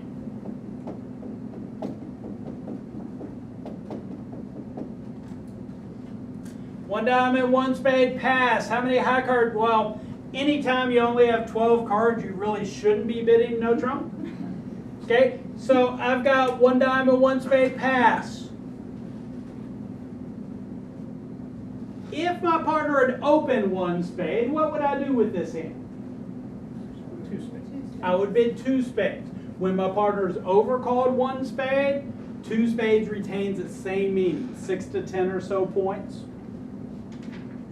Okay, non-invitational, I got a little something something, but I don't have any interest in game. Okay. Now I'm going to make a change, and I'm going to move this up here because So in that case, you can say 2 spades. I'd say 2 spades. So 2 spades just shows 6 to 10 points. And 3 to support. And at least 3. Could be 4.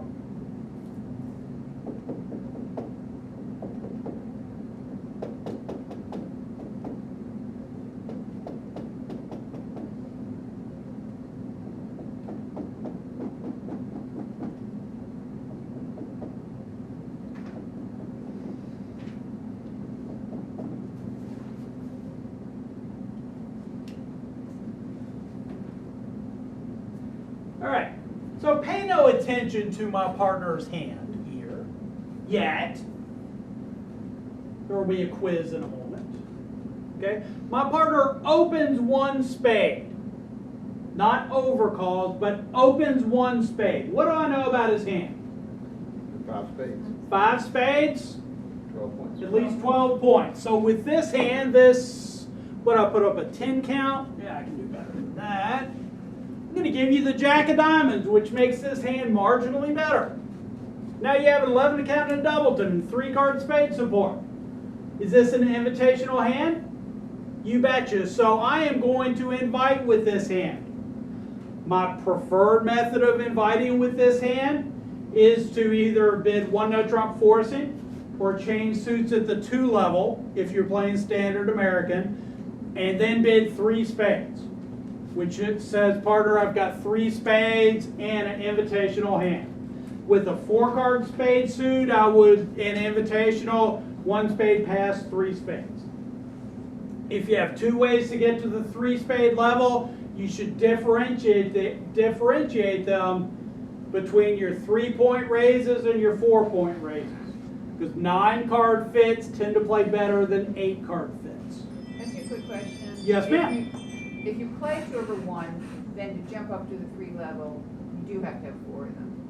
If you don't play 2 over 1, to jump up to the 3 level, you only need 3 of them. Isn't that right? Or I would encourage you, if you're not playing 2 over 1, to bid 2 clubs with this hand, which is 100% forcing, shows clubs. Your partner may bid 2 hearts, then I would jump to 3 spades to show this hand. I thought you had to have 12 plus points to change the suit. Not in 2 over 1. In 2 over 1, yes. 2 over 1, in here I've got what I've got an 11 count, so I have an invitational hand. So Now on our paper, 2 over 1. you work my Okay, the auction's gonna go 1 spade, pass, 1 no, forcing, pass, 2 hearts, pass, 3 spades. Okay, my partner's forced to bid over 1 no. If you're not playing 2 over 1, just ignore this part. Okay? What is 2 over 1? 2 over 1 is a bidding system. Okay? The crux of the bidding system is that if I change suits at the 2 level, we are in a game forcing auction. Okay? So with this hand, I don't have a game forcing bid. I'm going to bid 1 no trump, which is a forcing bid in that system. And then I will further describe my hand. Okay? Standard American.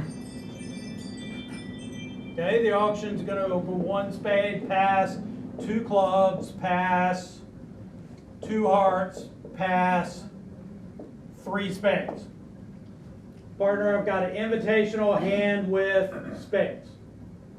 Oh, I guess, is that because you're saying that you actually have 12 total points because you have a doubleton?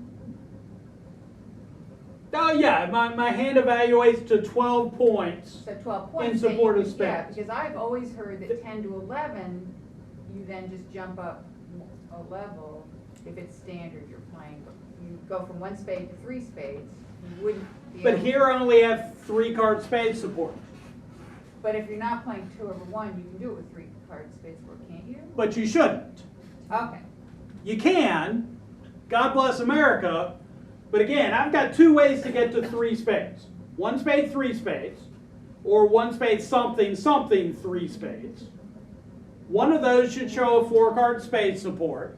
Okay. The other denies, the other promises 3. Both of them are invitational to game. Anytime I freely bid to 1 below game, I'm inviting you to bid game. Okay? One of those bids promises 4, the other promises 3. Okay? Now, so in standard, if my partner's open, I'm always going to 3 spades. Now, if the auction goes 1 diamond, and now I'm gonna 1 diamond, 1 spade, pass, is it possible my partner has a hand such as this? Just ace, king, 5th of spades, and a spare card. Do I want to be in 3 spades on this auction? I would rather not. Okay? I would rather play this hand in 2 spades. But I want to tell my partner I've got an invitational hand. Okay? The way I do this is by Q-bidding with this hand 2 diamonds, which is a conventional bid. It does not say I have a fistful of diamonds. It doesn't say I want to play diamonds. It says, partner, I have at least an invitational hand in support of your spades. Okay, if all you have is a butt ugly overcall, which is a technical bridge term for that, for a 9 count. Okay, you are invited to bid 2 spades, and we will safely reside at the 2 spade level. If you have a little more than that, feel free to accept my invitation. But if all you have is this, we get to play 2 spades. Which 2 spades? Well, I'm going to lose 2 hearts. I'm going to lose 1 or 2 clubs. Okay, diamonds, this person opened the bidding. So imagine that every card I'm missing is sitting over here. So it's possible, it's likely that 2 spades is the limit to this contract. And on this hand, we get to play 2 spades. I don't have to go to the 3 level to show my partner an invitational hand. I can Q bid to show my partner, I like your spades, but if you've got a bad overcall, let's just play 2 spades. Yes, ma'am? I was wondering if the overcall of 1 spade, that hand had 12 points in it, and you hear the cue bid. Then they can get a little excited. Mm-hmm. Okay. So do I say 3 spades? Yeah, and that's a good, 2 spades is universally, I want to play 2 spades, I don't have a good overcall. Anything else I bid shows more than that. Okay, so 3 spades would show extras, 2 hearts would show extras. Okay? So what would my partner do? Something intelligent. Because your partner isn't limited to this. Okay, your partner could have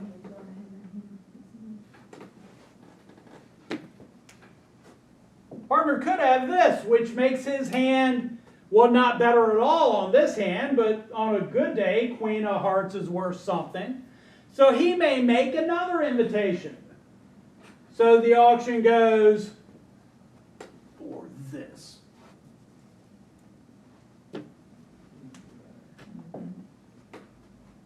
So what do I have up there? A 14 count? Yes. Jack of spades wouldn't be worth much here. So with a 14 count, I could, in theory, after my partner signs off in 2 spades, I could say 3 spades. Hey, look again, you told me you didn't have anything. If you got anything more than just a butt ugly overcall, we probably want to be in 4. Okay, here my partner would say, nah, 3's enough. Could go down, actually, that would be set. So you're saying instead of going 2 diamonds, if it just, with that hand, if it just went 1 spade, 3 spades, and then we'll invite more quickly. Actually, no. And I would encourage you to play it like this. The only good hand I've got, the only way to show a good hand is by Q bidding. Okay. So if I jump to 3 spades, do I have a good hand? No, because with a good hand I would Q bid. So 3 spades becomes weak, 4 spades becomes weak with 5. Okay? 5 points. A Q bid, well, I could have an 8 count. I've got something. If I jump to 4, I'm going to have 5 card support, side shortness somewhere. Boy, I hope this works. If my partner has an ugly 1 spade overcall, 4 spades should play okay, and they can make whatever they want. They get to start bidding at the 5 level if they want to. Okay, so a Q bid is the only way to show a good hand. 3 spades becomes weak. 4 spades is to play. There's one other bid that I like. For those of you who came all this way, that it's really unusual to see you in this room and you know who you are. Okay? Where a jump in a suit shows support for my partner's suit and a invitational hand.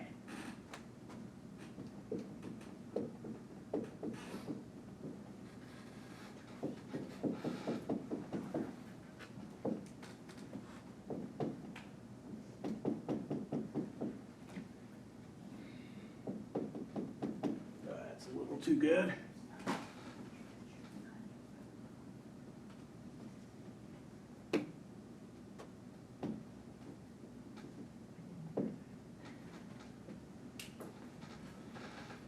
Okay, so diamond, spade, pass. If you're playing this bid, which is called a fit showing jump, those of you who are in this room know who you are. Okay, fit showing jump says, partner, I've got at least 9 cards between your suit and this suit. And an invitational hand, do something intelligent. Okay?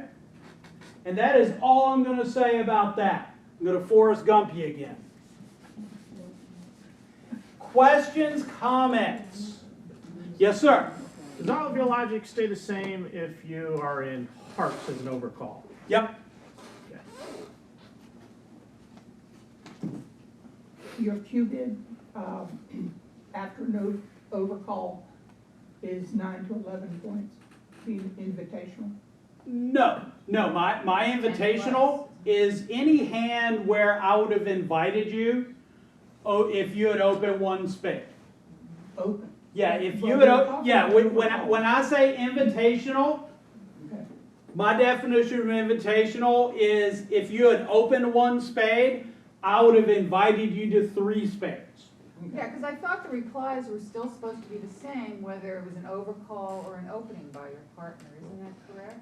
No. You can play it like that. I'm not going to argue with you much. Okay?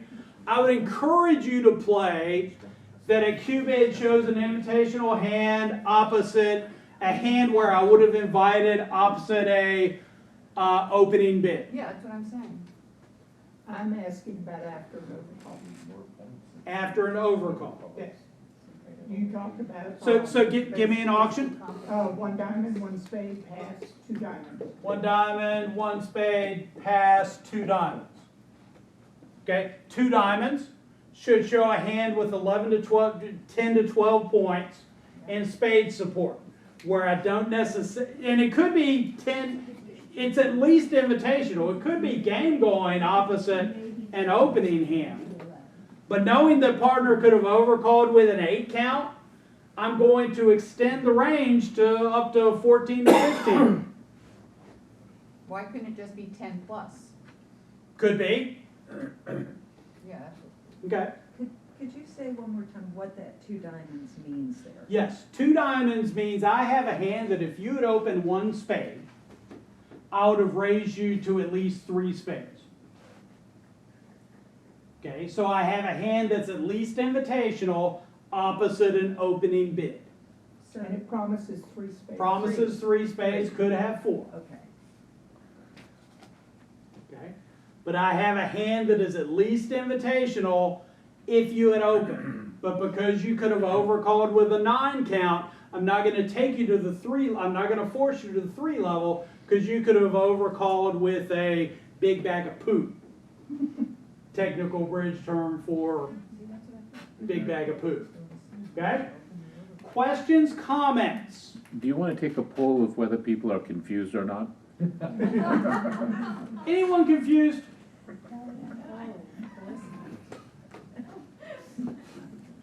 It'll come. Okay. I still don't get why, if your opponents led diamonds, why 2 of what they led is invitational.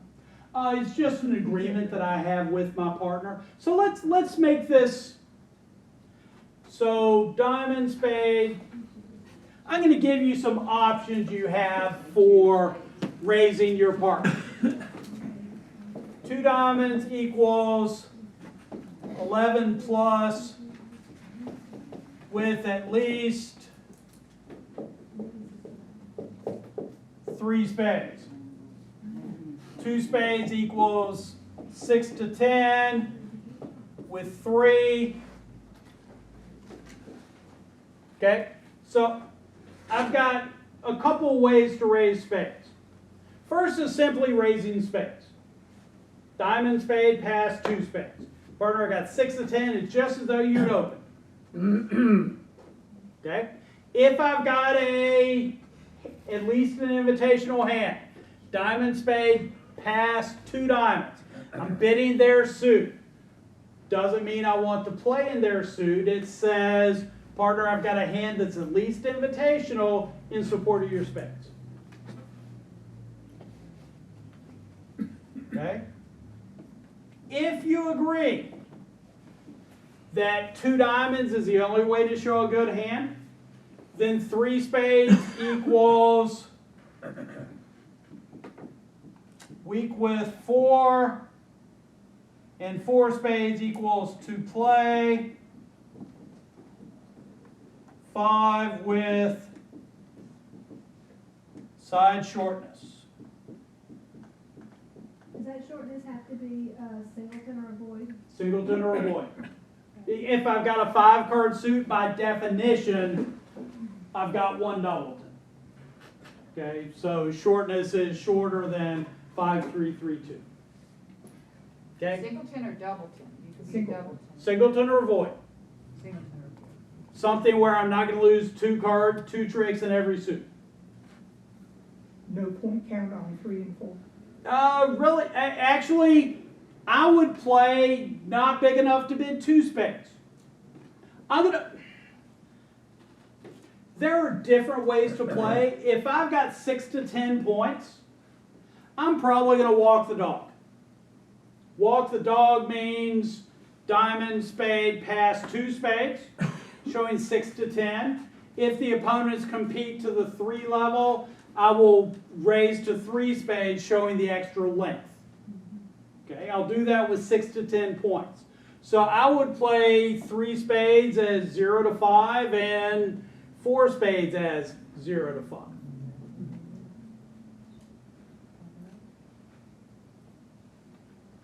Yeah, 4 spades has a little more wiggle room. Okay, but 3 spades is definitely 0 to 5. I wasn't big enough to bid 2 spades.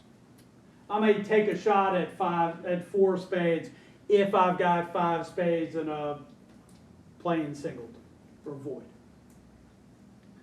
So if you have 5 points and 4 spades, would you add an extra point for the 4th spade and then just say 2 spades? I could. I'd probably bid 3 spades, which says I want to bid. Yes, I've They got a got something preempt. somewhere. I've got a preemptive hand. They've got something somewhere. Okay. And that goes over a double as well.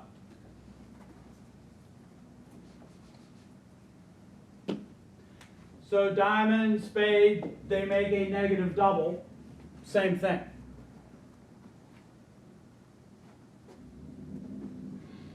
Two diamonds is still a cubit.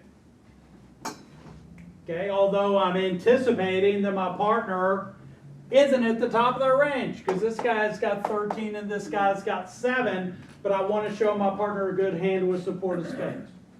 Okay, might enable us to double a contract if they get higher than they should, because I've shown a good hand.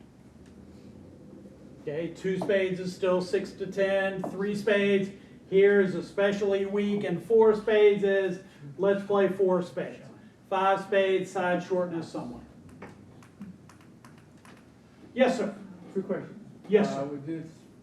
Would vulnerability affect how you would bid? It doesn't. Okay. Vulnerability, 2-level overcalls. I'm gonna have a better hand vulnerable than I would non-vulnerable. And preempts are the only 2 places where I'm gonna consider vulnerability. A 1-no trump overcall is a 1-no trump overcall, vulnerable or not. Okay, good question. Second question. Would you do the same thing if they had opened 1 heart? Same thing. So 1 heart, 1 spade, pass, 2 hearts to show the, Q bid is whatever bid they opened with. Good question. Other questions? All right. I'm going to say that we have gotten through the hardest part of this lesson, which is good. Because I see some eyes going like this, other eyes going like this. let's talk about takeout doubles. Alright? So the auction's going one diamond. The textbook takeout double is this.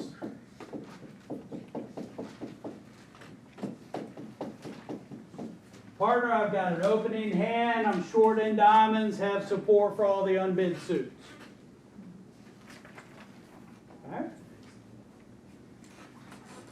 This is called perfect shape, and I had someone say, oh no, that ain't perfect shape. Perfect shape is when you're voiding diamonds. Okay? Okay, perfect shape.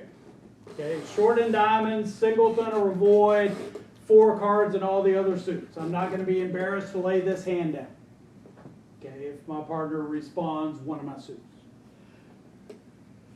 All right? So if I change it to this, is this still a takeout double? Yes. Yeah.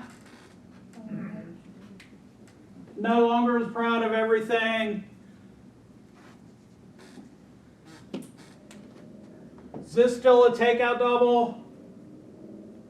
Good. And at some point I can take stuff away that some of you would make a takeout double and some of you wouldn't. Okay? In general, takeout double. Shorten the opponent's suit, lengthen the unbids. Okay? And some points. Opening type hand. Okay? If I don't have perfect shape, I'm going to want to have a full opening hand. So would I make a takeout double with this?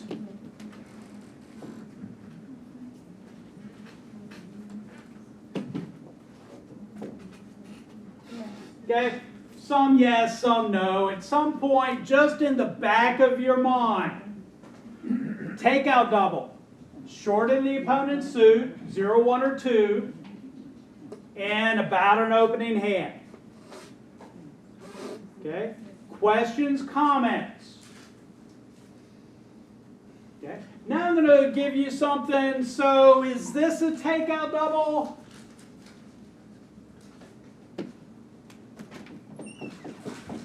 Over 1 diamond. Yeah.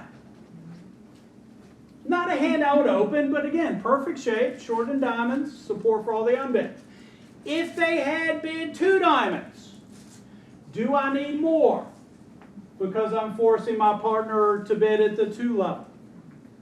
I would think so. I would think so. If the opponent's opened 3 diamonds, do I need more? Because now I'm forcing my partner to bid at the 3 level. Okay, yes. Okay, so my 1 diamond opener can be a piece of cheese. I'm not gonna, and this isn't a piece of cheese. Perfect shape, ace, king. I'm very proud of this takeout double. This is not a hand where I would double 3 diamonds. Because at some point, my partner has the right to expect the higher they preempt, the more likely it is that we may not have a makeable contract. And we may want to play defense. Okay, so when I make a takeout double of 2 diamonds, I'm going to have a full opening hand. So I wouldn't double 2 diamonds with this. Okay, hopefully my partner can balance. If he can't, they get to play 2 diamonds. Are they preempting because they like us? No. Okay, so give me this.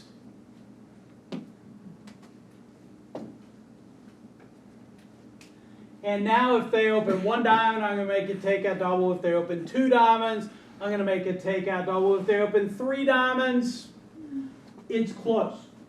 Seriously, there are people who double 3 diamonds with this. There are people who would pass. I'd probably double and know that I probably owe my partner at least a jack or a queen.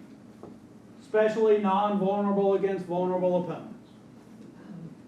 Okay? Does the concept make sense that the higher they... And by the way, we're playing takeout doubles. On your convention card, there's a spot. How high do you play how high do you play takeout doubles? Out of curiosity, how do y'all play takeout doubles? Have y'all even had this discussion? 3 spades, so if they open 4 diamonds and you double, you're saying, I want to set 4 diamonds as opposed to I want you to bid? Yeah. Okay. I would encourage you, because if they open 4 diamonds, what do they have?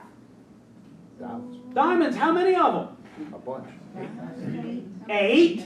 So how likely is it that you have a hand that really, really wants to whack diamonds?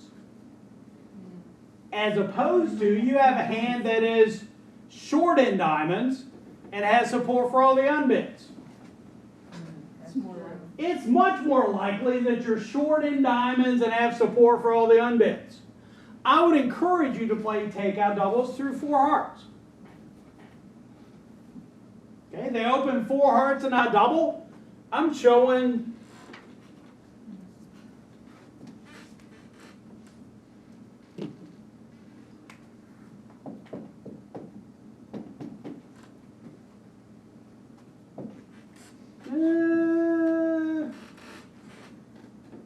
that's about right. If partner decides to sit for 4 hearts, it's likely we can set them. Because on a good day, I've got 1, 2, 3, 4 tricks. Okay? But again, if spade trick, 2 diamond tricks on a good day, and a club trick, maybe my partner will bring something to the party. Doesn't always. Okay, but I'm saying, yeah, if you sit for 4 hearts, we should have a good shot at setting them. Okay, the corollary to that is I'm not going to make it take a double of 4 hearts.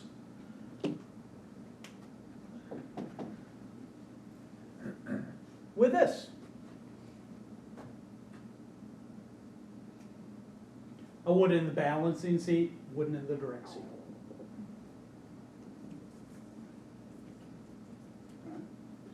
Questions, comments? And I'm going to Forrest Gump you.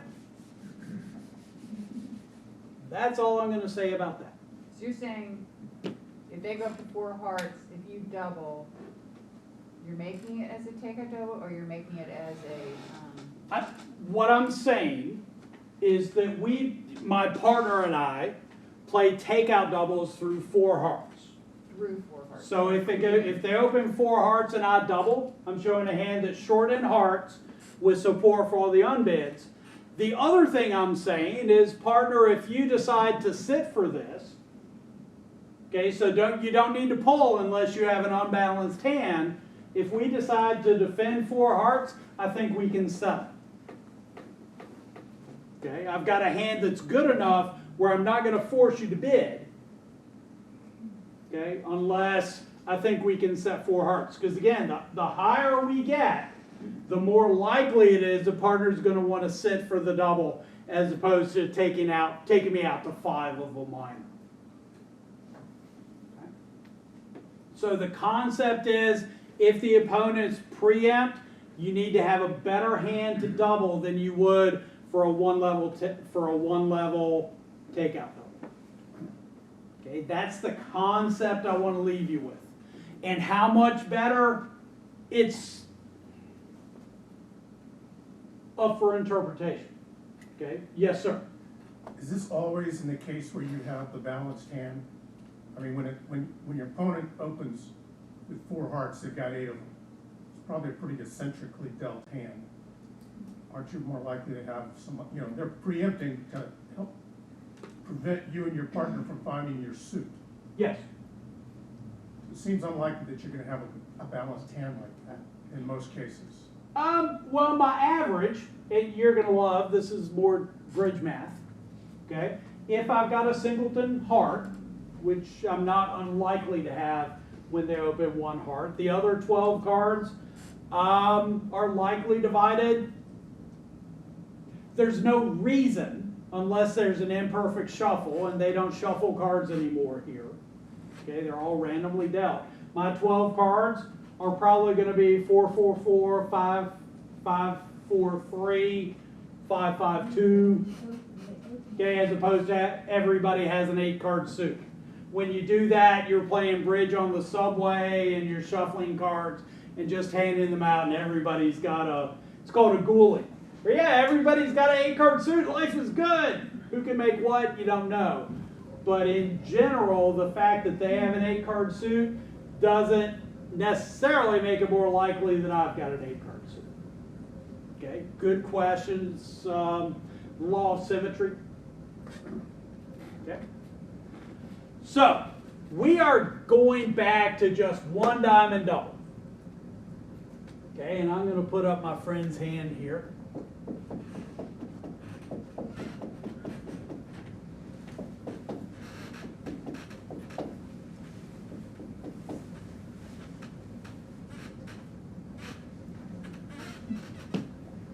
Okay, so one diamond double, the next, by the way, and this is important, if the next person bids one heart, do I have a good way to describe this hand?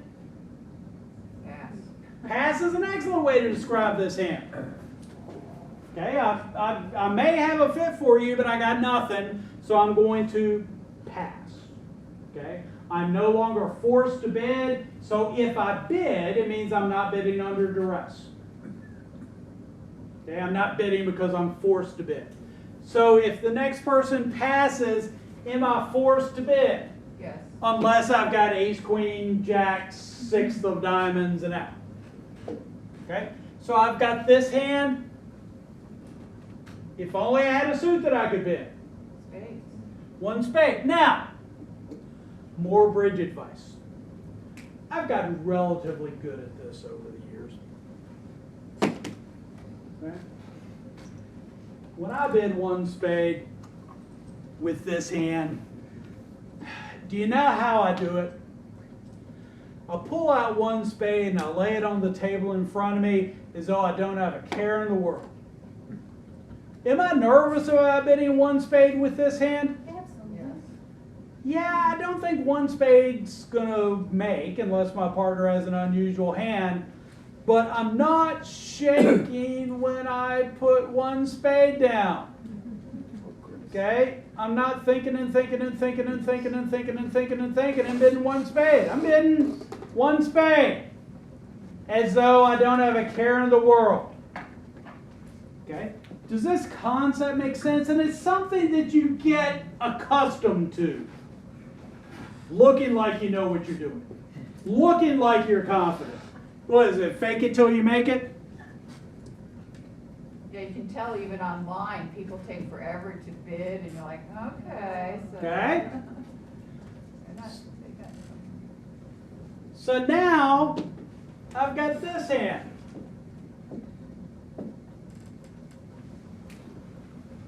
Good hand, 8 points.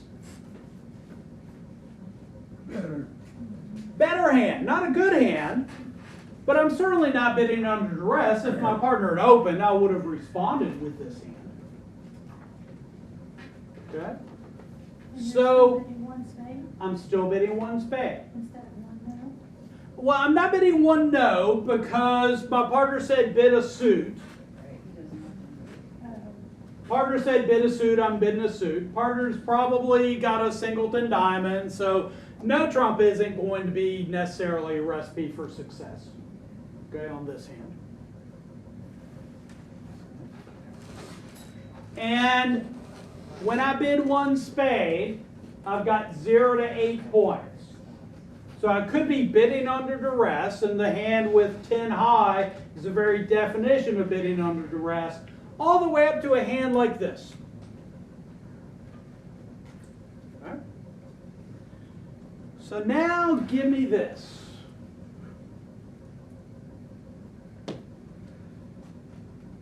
Actually, don't give me this. It's good to have a pen and an eraser.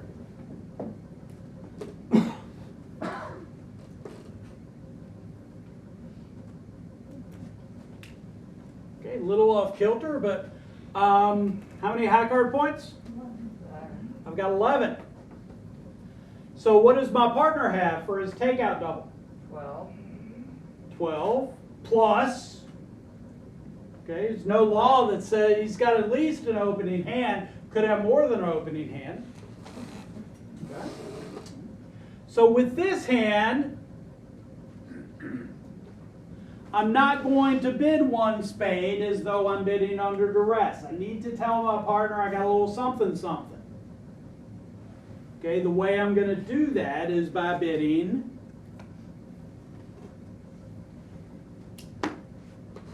two spades. Partner, I've got 9 to 11 points.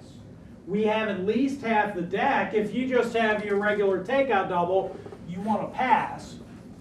Okay, otherwise I got 9 to 11 points. Oh, wait a minute, you just erased that.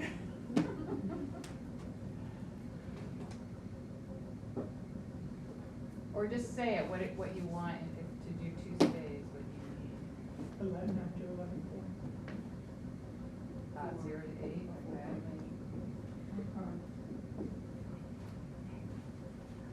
Okay? Now, by the way, 5 spades would be better, but I'm going to do it with only a 4-card suit. My partner has short and diamond, support for all the unbids.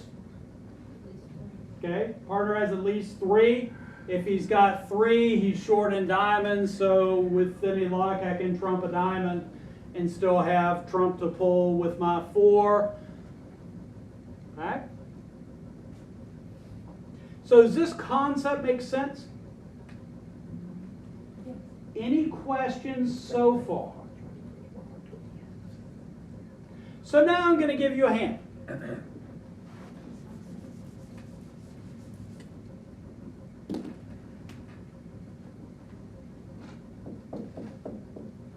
And I'm going to give you a concept. And it's a concept I gave you on the very first 5 minutes of the very first lesson we had.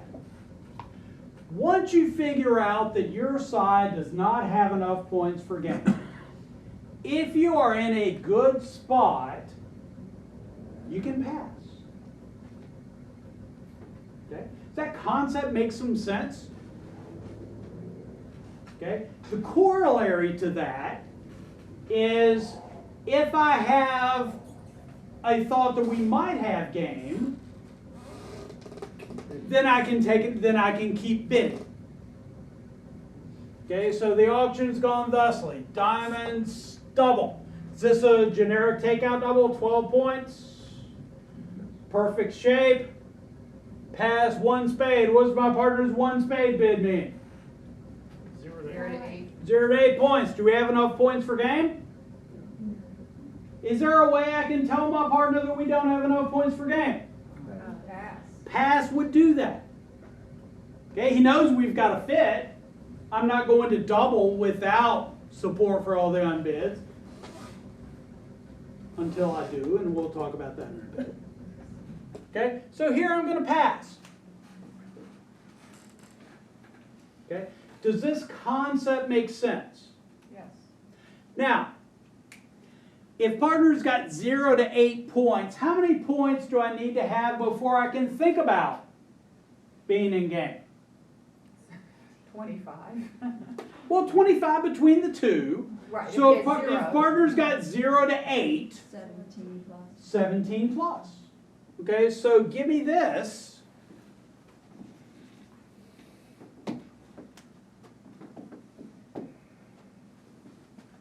And instead of passing, which says partner, I've got no interest in game, here I'm going to bid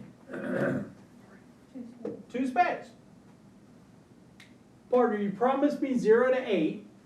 If I didn't have any interest in game, I would pass. Okay, so by taking another call, I'm showing interest in game. Okay, so if you've got the 8, we belong in game. If you've got 6 or 7, we may. If you've got 0, just pass and try to play well. Okay? So if I double and do something other than pass, it shows extra values. Does that concept make sense? Okay. Questions, comments? So are you putting the onus on him now to decide whether he really had the spades and the points and to go? Oh, he's got spades. Yeah, he's got spades. He already told me he had spades. It's partner, you told me you had, anytime I make an invitational bid, okay, I'm saying, partner, you've told me you got between this much and this much. Okay, you told me you got between 0 and 8 points. Okay, if you have 8, I want to be in game opposite 7 or 8. Opposite 5 or 6, I may, so you can take another call. Okay, but if you got 0 to 4 points, we're high enough. Okay, and if I had this,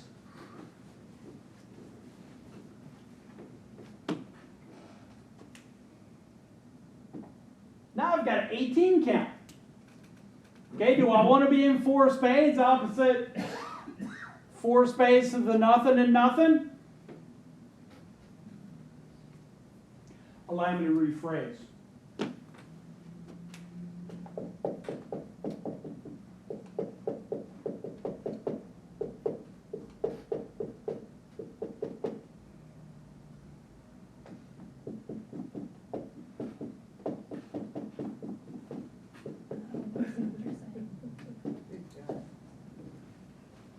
Anybody want to be 4 spades on this 18 count opposite this?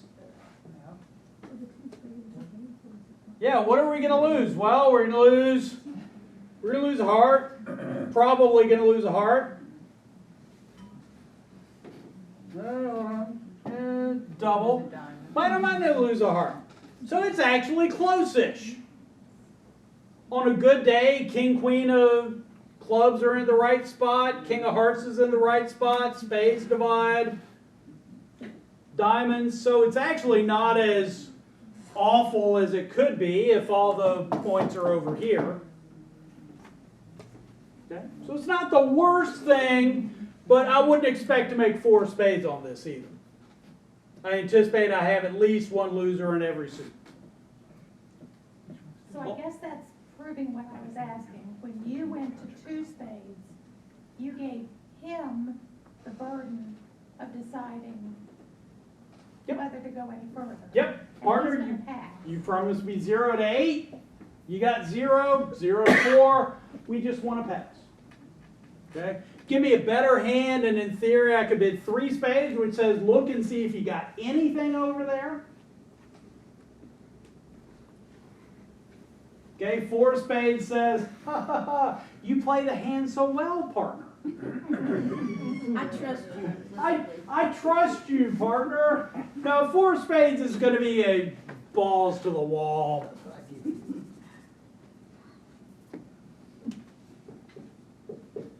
Something like that.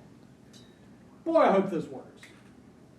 If you got a good partner, then and you get to pick who you play with. Not always. Yeah, true that. Okay, any questions, any comments? Well, the big problem too is that the strong hand is the one that's gonna be visible. So doesn't that make it also more, something you have to think about, that the strong hand is gonna be up on the dummy?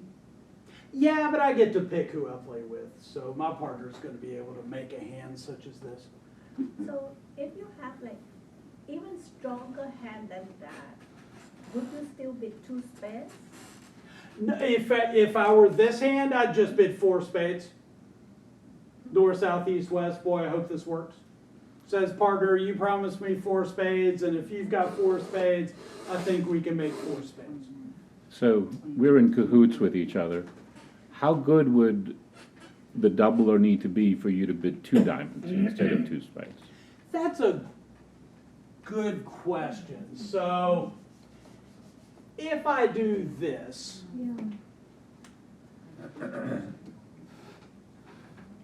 why would I do that? That's a cubit. Is that a cubit? Yeah, it's a cubit. That's a cubit. I'm not going to do that. Sorry, that isn't the question you were asking. No, I'll it get wasn't. there in a bit. Right, right.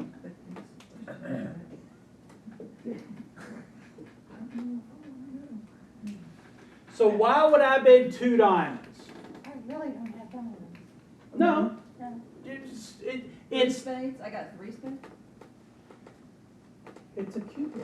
it's a Q bid, it's forcing. Uh-huh. Telling your partner you only got 2 and putting So what kind of hand, I've got 2 types of hands.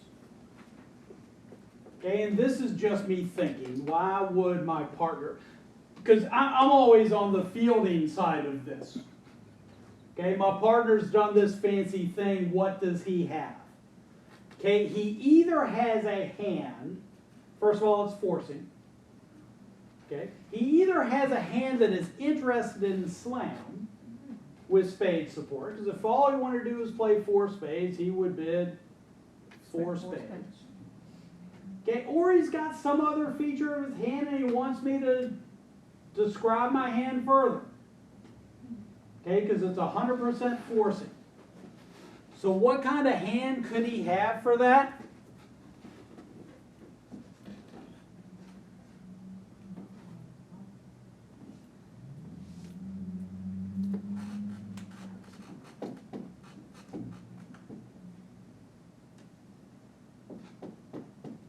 That's a little big.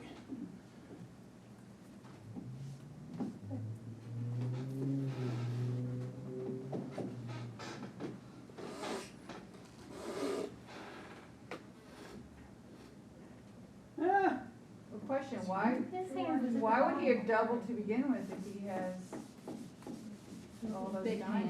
diamonds? Well, we'll get there in a second. So it looks like I want to play no trump unless my partner actually has a 5th spade here. Okay, it's 100% forcing. My partner's going to bid something. Okay, if he bids 2 hearts, I'm going to be very happy in hearts. Okay, so this is the hand where I'd want to elicit additional information from my partner. I'm pretty sure we've got a game contract somewhere. I don't know where. So I'm curious. No. Be curious in a second. Okay, when I Q bid, I'm saying, partner, I think we probably have games somewhere. I'm not sure where. I'd like additional information about your hand. Partner, I think we have games somewhere. I don't know where. I would like additional information about your hand. Okay? So have that thought in the back of your head. When partner Q bids, we probably have games somewhere. I don't know where. I would like additional information about your hand. Okay, that is the very definition of why I would Q bid. Question? Well, then I guess that double is not truly a negative double. And yes, we'll talk about this double in a bit. Okay, double. I always have support for all the unbid suits until I don't. That's an Edison. Seriously. And when I don't, I will tell you that I don't on my next bid. So on this hand, yeah, I think we've got games somewhere. I don't know where. If partner bids 2 hearts next, we're going to play in hearts. If he bids 2 spades next, I'll probably bid 2 no trump just to make sure. If he's got 4 spades, he should raise me to 3. If he's got 5, he should bid 4. Okay, but I think we have game. I don't know where yet. So I need additional information about your hand. Okay, the very definition of Q bidding after a double. Okay. Questions, comments? Well, that takes how many points, or? Enough that I think we have game opposite, not much. So, yeah, every bit of this, give or take. Okay. So I have this hand.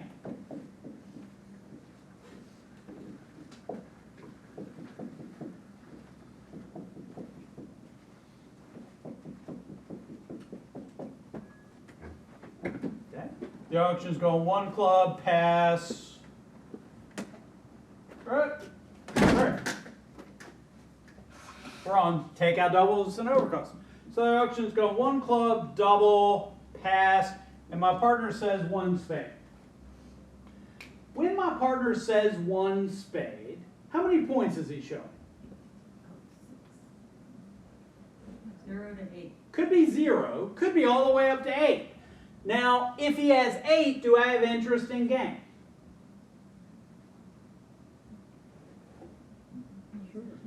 So if he has the best possible bid he can have, he's got a full-throated 8 count, I don't have interest in game on this hand. Do I have a bid in my bid box that tells my partner that I'm not interested in game? Yeah, I can pass. Okay? So if my partner makes a cheap suit response and I don't have interest in game, I'm going to pass. The corollary to that is, if my partner makes a cheap suit response and I do have interest in game, I'm going to not pass. So, give me this.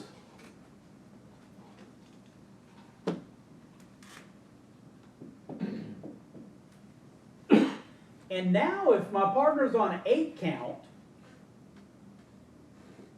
and I've got 17, and a pretty darn good looking 17, do I have interest in game? Should I tell my partner that? Well, of course you should. Okay? How do I do that? Actually, I don't need to do anything really fancy. Okay? If pass shows no interest in game, give my partner a simple raise. Promises interest in game. Partner, I'm on at least 17 over here. Okay, I'm not much more than that, or I'd bid more than 2 spades. But I am on at least a 17 count. Okay, if all you have is 0, then my 17 and your 0 isn't enough for game. But if you're on 7 or 8, okay, we have interest in game here. And you should put me there. Because you can take it to the bank that I'm not going to bid again after I double unless I have extra values. Does that concept make some sense? Okay. Change it to this.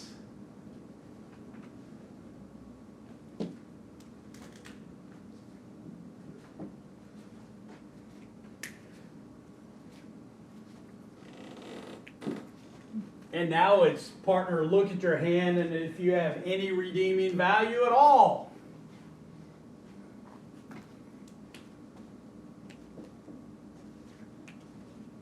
Okay, if you have more than, if you've got a couple queen of clubs obviously isn't worthwhile to me.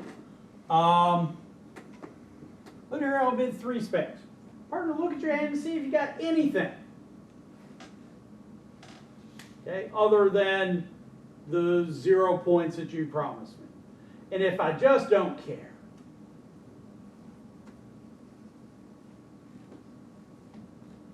just don't care. Do I care? Not much. I'll bid 4 spades and just hope it works out. Fortunately, I'm sitting over the doubler, or the guy who opens, so pretty much every missing card is going to be sitting on my left, which is a good way to play the hand, assuming I can get to my partner's hand at all. Okay, which probably the only way I'm going to be able to get there is through trump. Okay. So in your bid sequence, so are you saying you were 1 club, double, 1 spade? Yeah, I'm doubling. My partner's responded. Okay. Partner responded 1 spade. Tell me about your hand. 4 spades. Boy, I hope this works. Partner really can't have much of anything in his hand, It really doesn't need to have much of anything in his hand for this contract to make. Okay, unless the opponents defend it well. Do your opponents always defend hands well? No. Anyone? Anyone? I have a question. So if you double, your partner has to say something. If I double, I'm saying, partner, for all you know, I'm short in you should expect me to have, and I will have, 9 times out of 10, okay, a hand that is short in the suit that they bid and support for all the unbids and an opening hand. Okay? Opposite that, you figure out where the best spot for us to play is. And they just bid their longest and strongest. They'll bid their longest. Okay? They'll prefer major over minor because they score better. Okay? On a rare occasion, when I double, my partner will say, you know, I think doubling the opponents is the right thing to do. So if I've got a garden variety takeout 1 club double, and my partner has something like this,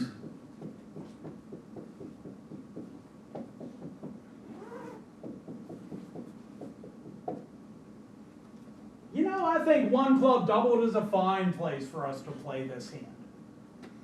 Okay, when this happens, it's a lot of fun. Doesn't happen often. Usually the opponents will escape, but sometimes they don't. But if the auction went 1 club double, pass, and this is my hand, I'm going to pass.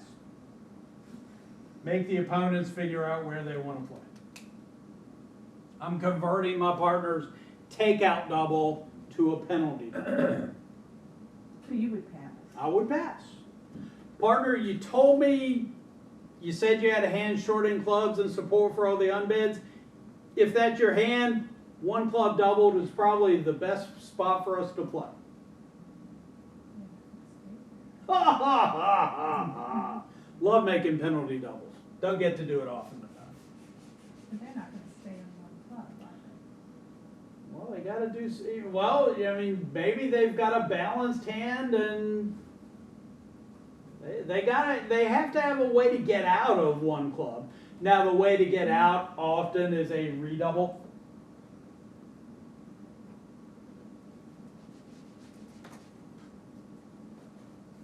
One club double, pass, pass. And it's, by the way, if you're doing this, it's vitally important that your partner's also doing this. This is called an SOS redouble. Help, get me out of here, this is not going to be good. Probably has a hand with 3 clubs, 4-4 in the majors, doubled the diamond. Get me out of this bad 1 club contract where I'm doubled and get me into a better one. Okay, and partner will, even with their rotten hand but a 4-card major, and they'll escape. Okay, but if you're doing this, it's vitally important that your partner's also doing this, because the 1 club doubled and redoubled, well, redoubled down 2, vulnerable, it's 1,000. Ooh. Ooh. It's only, oh, let me look. What if they make it? Then I need to find another partner. If they make it and I've got 6 clubs to the king, jack, 10, 6, and my partner has a takeout double, then I need to have a conversation with my partner about making better takeout doubles. Okay. Now, I have a quiz for you, and it's important. This is not intuitive. So I'm glad you're here.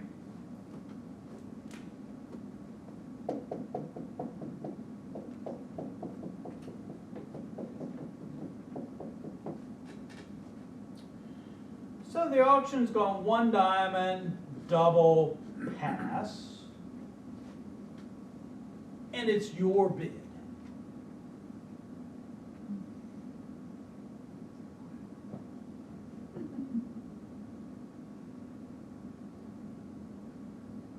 Shouldn't be hard. I mean, what do I bid with this hand?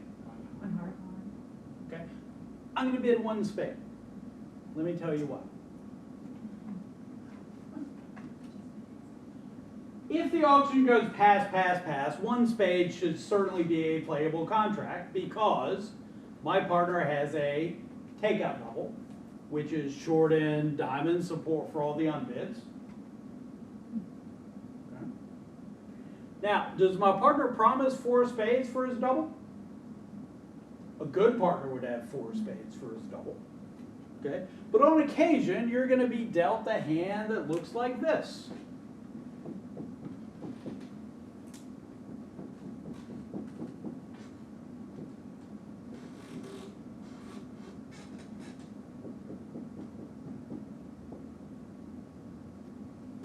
Okay, 1 diamond, and you've got this hand.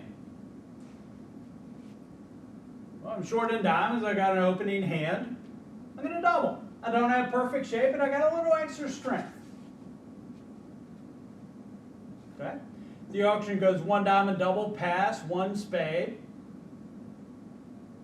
And we'll say this person passes. What's my partner going to do?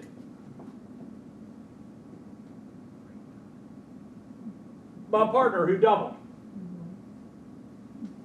So 1 spade is only promising, or I could even have 3, because. On a bad day, it could have 3. I'm not going to show you what a bad day looks like right now. We see that a lot. Yeah. So what's my partner do? He's got a takeout double. He doesn't have anything extra, so he should pass. Doesn't have any interest in game. Right? I see mumbling in the back. We're having a little disagreement about what we would do. No. I'm passing. Somebody else is wondering about finding their full heart.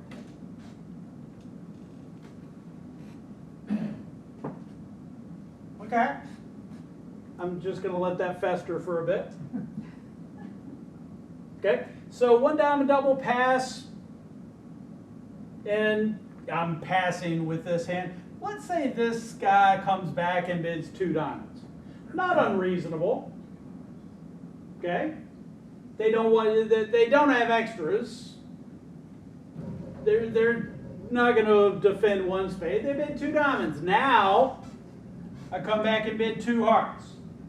Do I have a good hand? I told you I didn't have a good hand when I bid 1 spade. I said I had 0 to 8 points.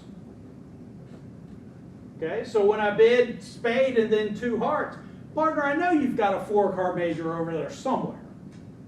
Okay, if it's not spades, it's hearts. Pick your best one. I've got 4 of each. Okay, so responding to a takeout double 4-4 in the majors is not intuitive. Okay, usually when I'm responding to an opening bid, I'm going to go up the line.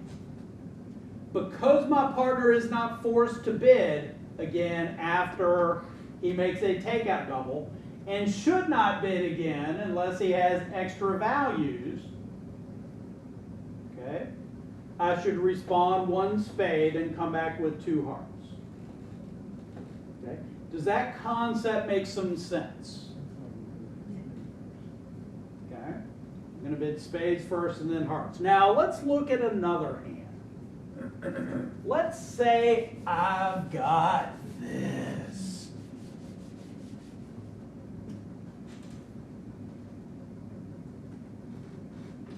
I'm going to put this up again, just for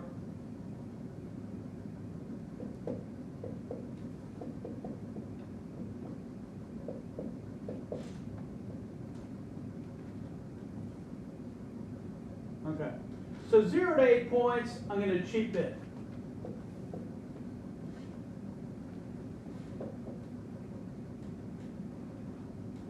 $9 to 11 points, I'm going to jump in my major, and this is all predicated over 1 diamond double pass. Okay.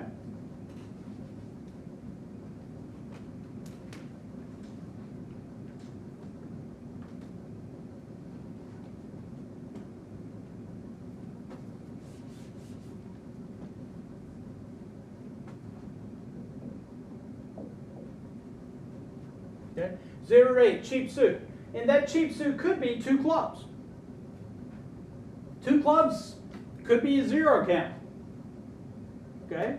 Could just be a 4-card club suit. Okay? Give me 4 diamonds, 4 clubs, 3 hearts, and 2 spades. I'm probably bidding 2 clubs. Boy, I hope this works. Okay? 9 to 11, I'm going to jump in my 4-card major. Having 5 would be better. On occasion, I think we belong in game if I've got a 12 count, but I don't know where we belong. Okay? So give me this.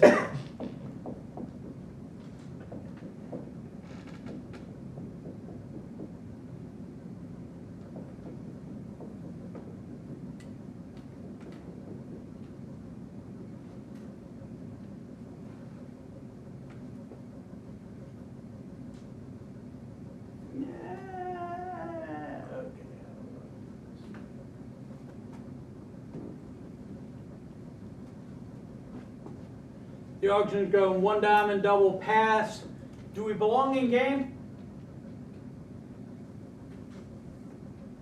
How many points do I have up there? I'm going to put up 13.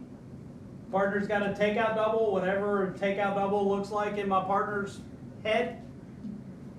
Do we have an 8-card major suit fed? Yes. Okay, do I know where we want to play? I'll take a chance in 4 spades on this hand.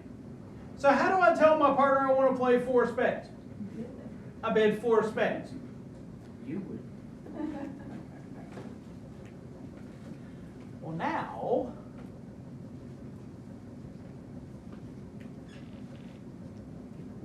I'm going to do this.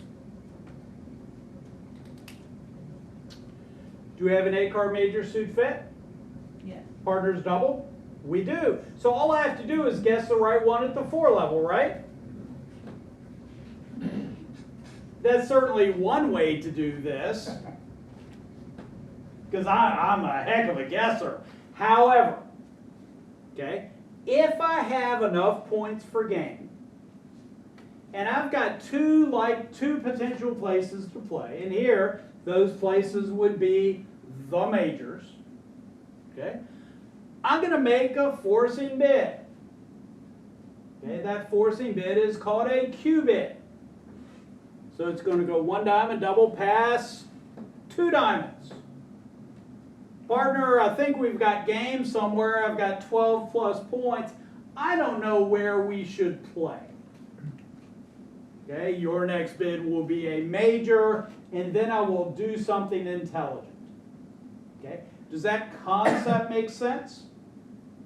Yes, ma'am. Can you also do it with fewer points and still that shape, right? No, if I've got, you mean, do I want to be in game with this? No, but not in game, but like pick the major that you have is stronger, and I've got both majors. No, you can't use it that way? Well, if I Q bid, then I'm telling my partner we belong in game. Okay. Now my partner could have a minimum hand, could have a 14, 15 count. So I don't want to tell my partner to pick a major and drop them like a bad habit. Okay, so with this hand,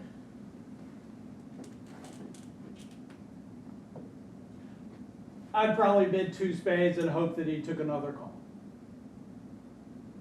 Okay, we've got more than half the deck, but 12 opposite 11 doesn't always add up to game, especially if we don't have a good fit. Okay, partner doesn't have to have 4 spades for his bid. Jumping in a major on a 4-card suit is, it's the way to show your hand. On occasion, you find yourself in a 4-3 fit. Okay. Good news is, if you're in a 4-3 fit, your partner is short in the opponent's suit, so you can use his trump to stop that suit from running before pulling trump. Okay. So I'm going to give you this hand. Well, no, I'm not going to give you this hand. I'm going to give you this this hand, because that's the one I had up there. I'm gonna cube it. Thank you. Okay? Partner's gonna bid a major, and I'm gonna take them to 4. Boy, I hope this works. Queen of diamonds may or may not be useful. I'd rather it be the queen of a suit that my partner hadn't bid, or that the opponents hadn't bid. Queen of clubs is much more likely to be useful than the queen of diamonds on this hand, because the opponents open a diamond and my partner tends to be short in diamonds. Okay. Now I'm going to give you one more. Actually, I'm not going to give you one more hand. I'm going to give you an auction, and you're going to tell me what you think it means. 1 diamond, double, pass. 2 diamonds, pass. 2 spades, pass. 2 no.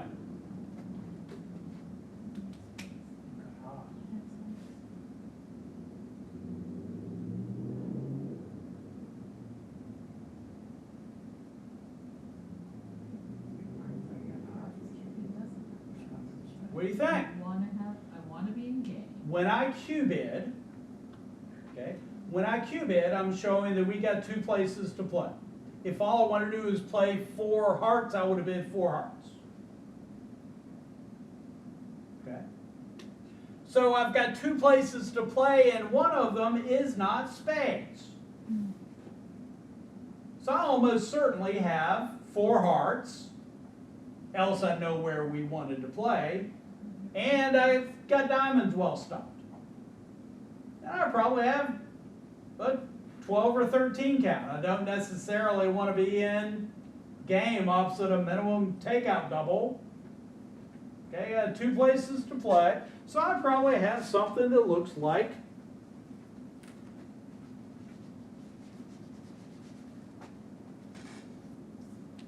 potentially this.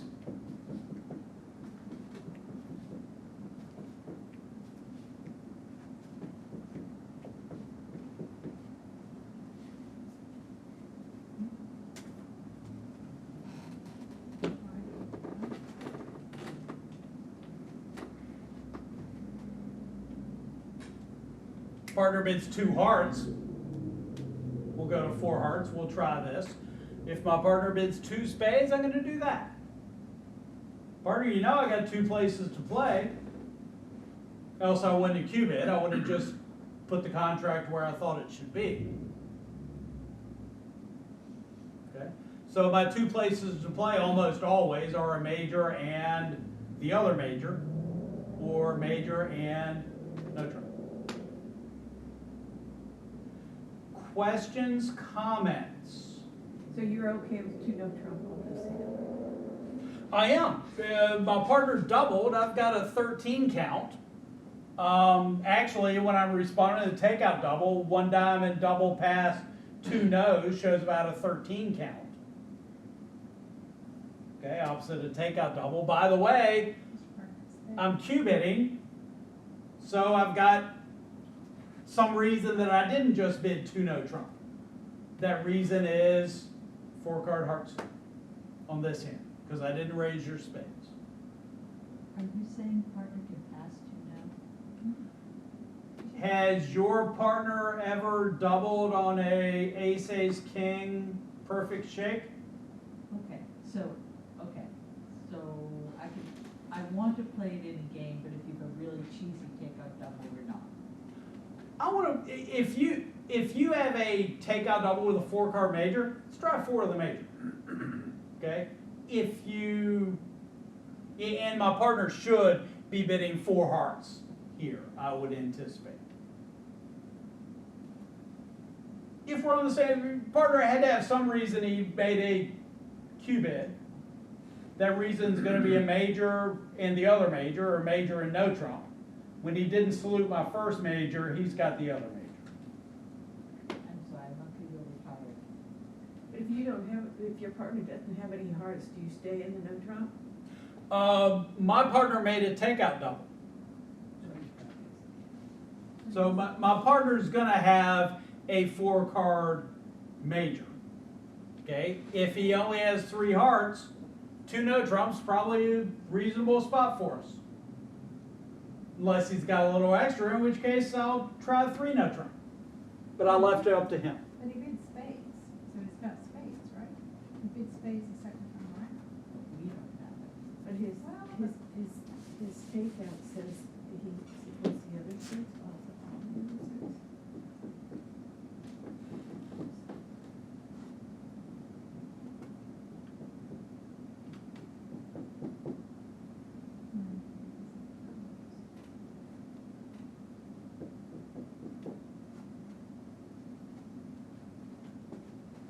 So I take out double of 1 diamond. Yep. Got 13 count. Please don't bid hearts. Please don't bid hearts. Please don't bid hearts. Hearts. Okay. So, yeah, let's see what we can make on this hand. Well, diamonds aren't situated well, so we're going to lose at least a diamond. Probably lose a heart. Probably lose a spade. Lose the club. Not a good no trump hand? Maybe 2. Doesn't it look like a good no trump hand? And I told my partner.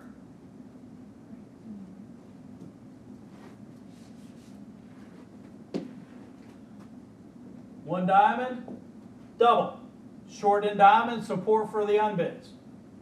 Good description of this hand. Pass. 2 diamonds. Okay? Interesting game, 12 plus points. Have 2 places to play, because if I had a 5-card major, I'd probably just put you in 4 of the majors. Pass. 2 spades. I've got spades, I don't have hearts. Or I've got spades and I've got hearts, and I know I'm going to be able to show them. Pass. 2 none. I've got 2 places to play, one of them in spades. So I've got diamonds, stopped, and hearts. And my partner will look at his hand and say, oh, well, I've got a 13 count, doubled and diamond. Let's try 3 none. And again, on a good day, heart, diamond, club, spade. That would be a really good day, but. All right.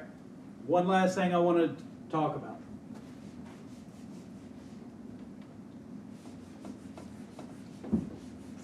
And remember, if all I have is a regular takeout double, all I'm going to do is make my takeout double and pass whatever you bid, if you cheaply bid a suit.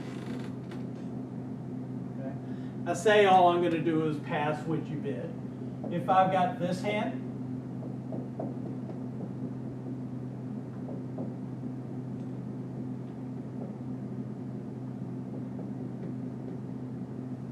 and the auction goes 1 diamond, double, pass, 2 spades. Partner has 9 to 11 points. I've got, what, a 16 count? Singleton diamond. My partner has 9 to 11. What am I doing with this hand? 4 spades. You showed 9 to 11. Let's bid 4 spades. Good luck, play well. You play the hand so well, partner. Okay? Take away the queen of hearts, and I'd probably bid 3 spades. Partner showing 9 to 11, I'd toss it back in his lap. Partner, if you're on 9, probably want to pass. If you're on 11, or if you have a 5th spade, let's try 4 spades. Okay? But other than that, unless my partner Q bids, forcing me to bid, or unless my partner jumps, inviting me to bid, okay, I'm just going to pass with a regular takeout double. So what if I have this?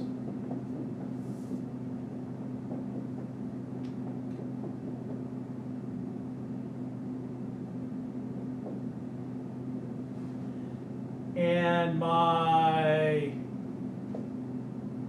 right-hand opponent opens 1 diamond.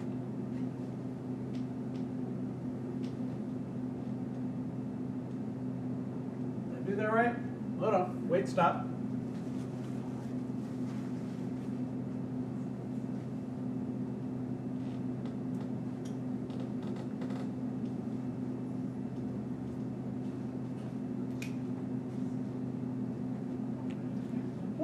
with this hand? I would beat a spade. Okay?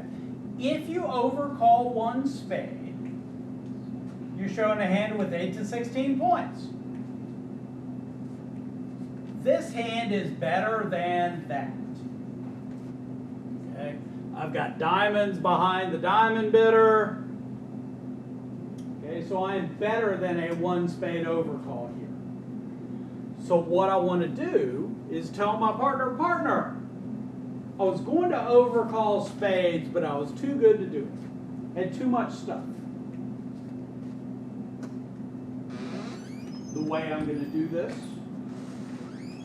is I'm going to double. And my partner, not knowing nothing from nothing, is going to bid, any guesses? Heart. One heart. Okay, next person passes, or bids 2 clubs, which is more likely, so I'll say they bid 2 clubs.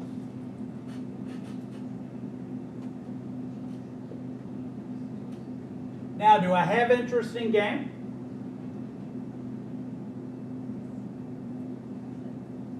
Well, 17 count, good 6-card suit. King, queen of diamonds behind the diamond bidder.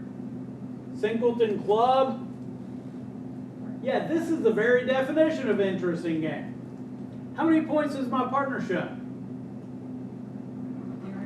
0 to 8. Okay. I'm going to bid 2 spades. So, if I double and then bid a suit or bid no trump, I'm showing a hand that was too good to overcall initially. Okay, so if I double and bid a new suit, or double and bid no trump, I'm showing a hand that was too good to have initially made that overcall. Yes, sir.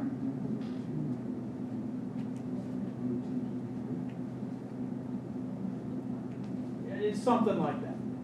So what would one diamond double pass, or excuse me, one diamond double pass, 1 heart pass, 2 no, what would that look like? Yeah, probably 22, 23 count, give or take. And we can do the math there in a second. So let's put a pin in that for now. Okay, with this hand I'm going to bid 2 spades. Partner, I was too good to overcall in spades. Got at least 5 spades, got at least 17 points. Okay, so if you're on 8, we probably belong in game, especially if you have spade support with you.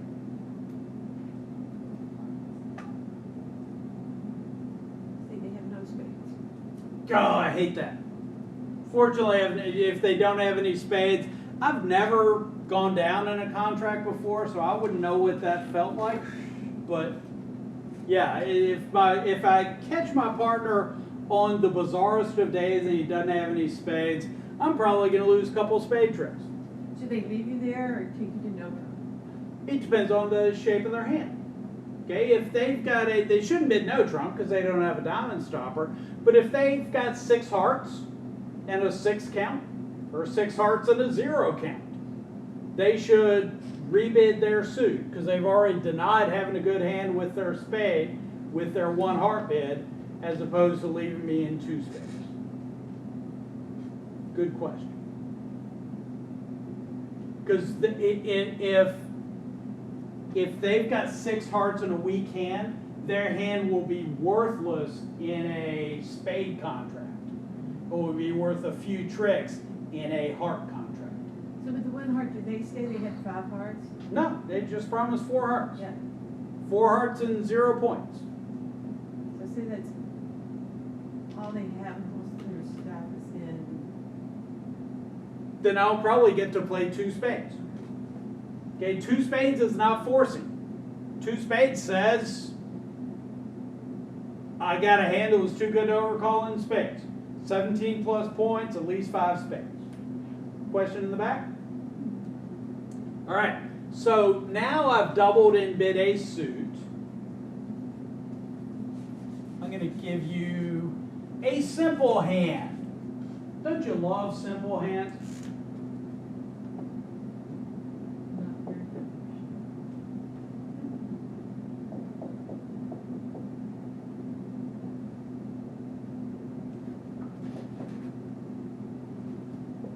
They've opened one diamond. How many high cards to put up there? 17 count? What do I do with this hand? One no, you say? Okay, so one diamond, one no. This is a standard one no overcall, 15 to 18 points. Okay, diamond's well stopped. Okay, if partner bids stamen, then we get to find our two clubs would be stamen, two diamonds and two hearts would be transfers. I would encourage you to play that if I've bid a no trump, diamond no trump, that all of our systems are on. So two clubs is still stamen, two diamonds, two hearts are still transfers. Texas transfers would still be on if you play those. Okay. So now let's give me this.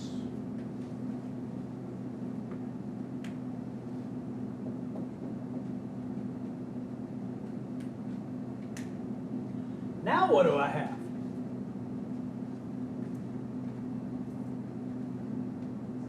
I've got a 21 count. Now what do I do over one diamond?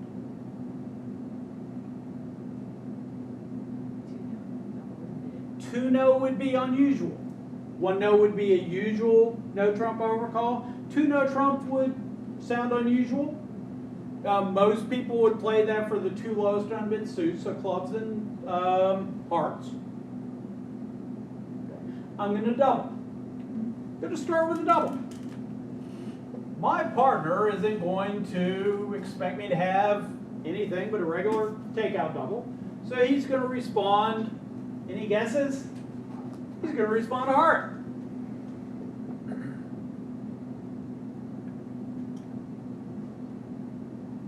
Now what?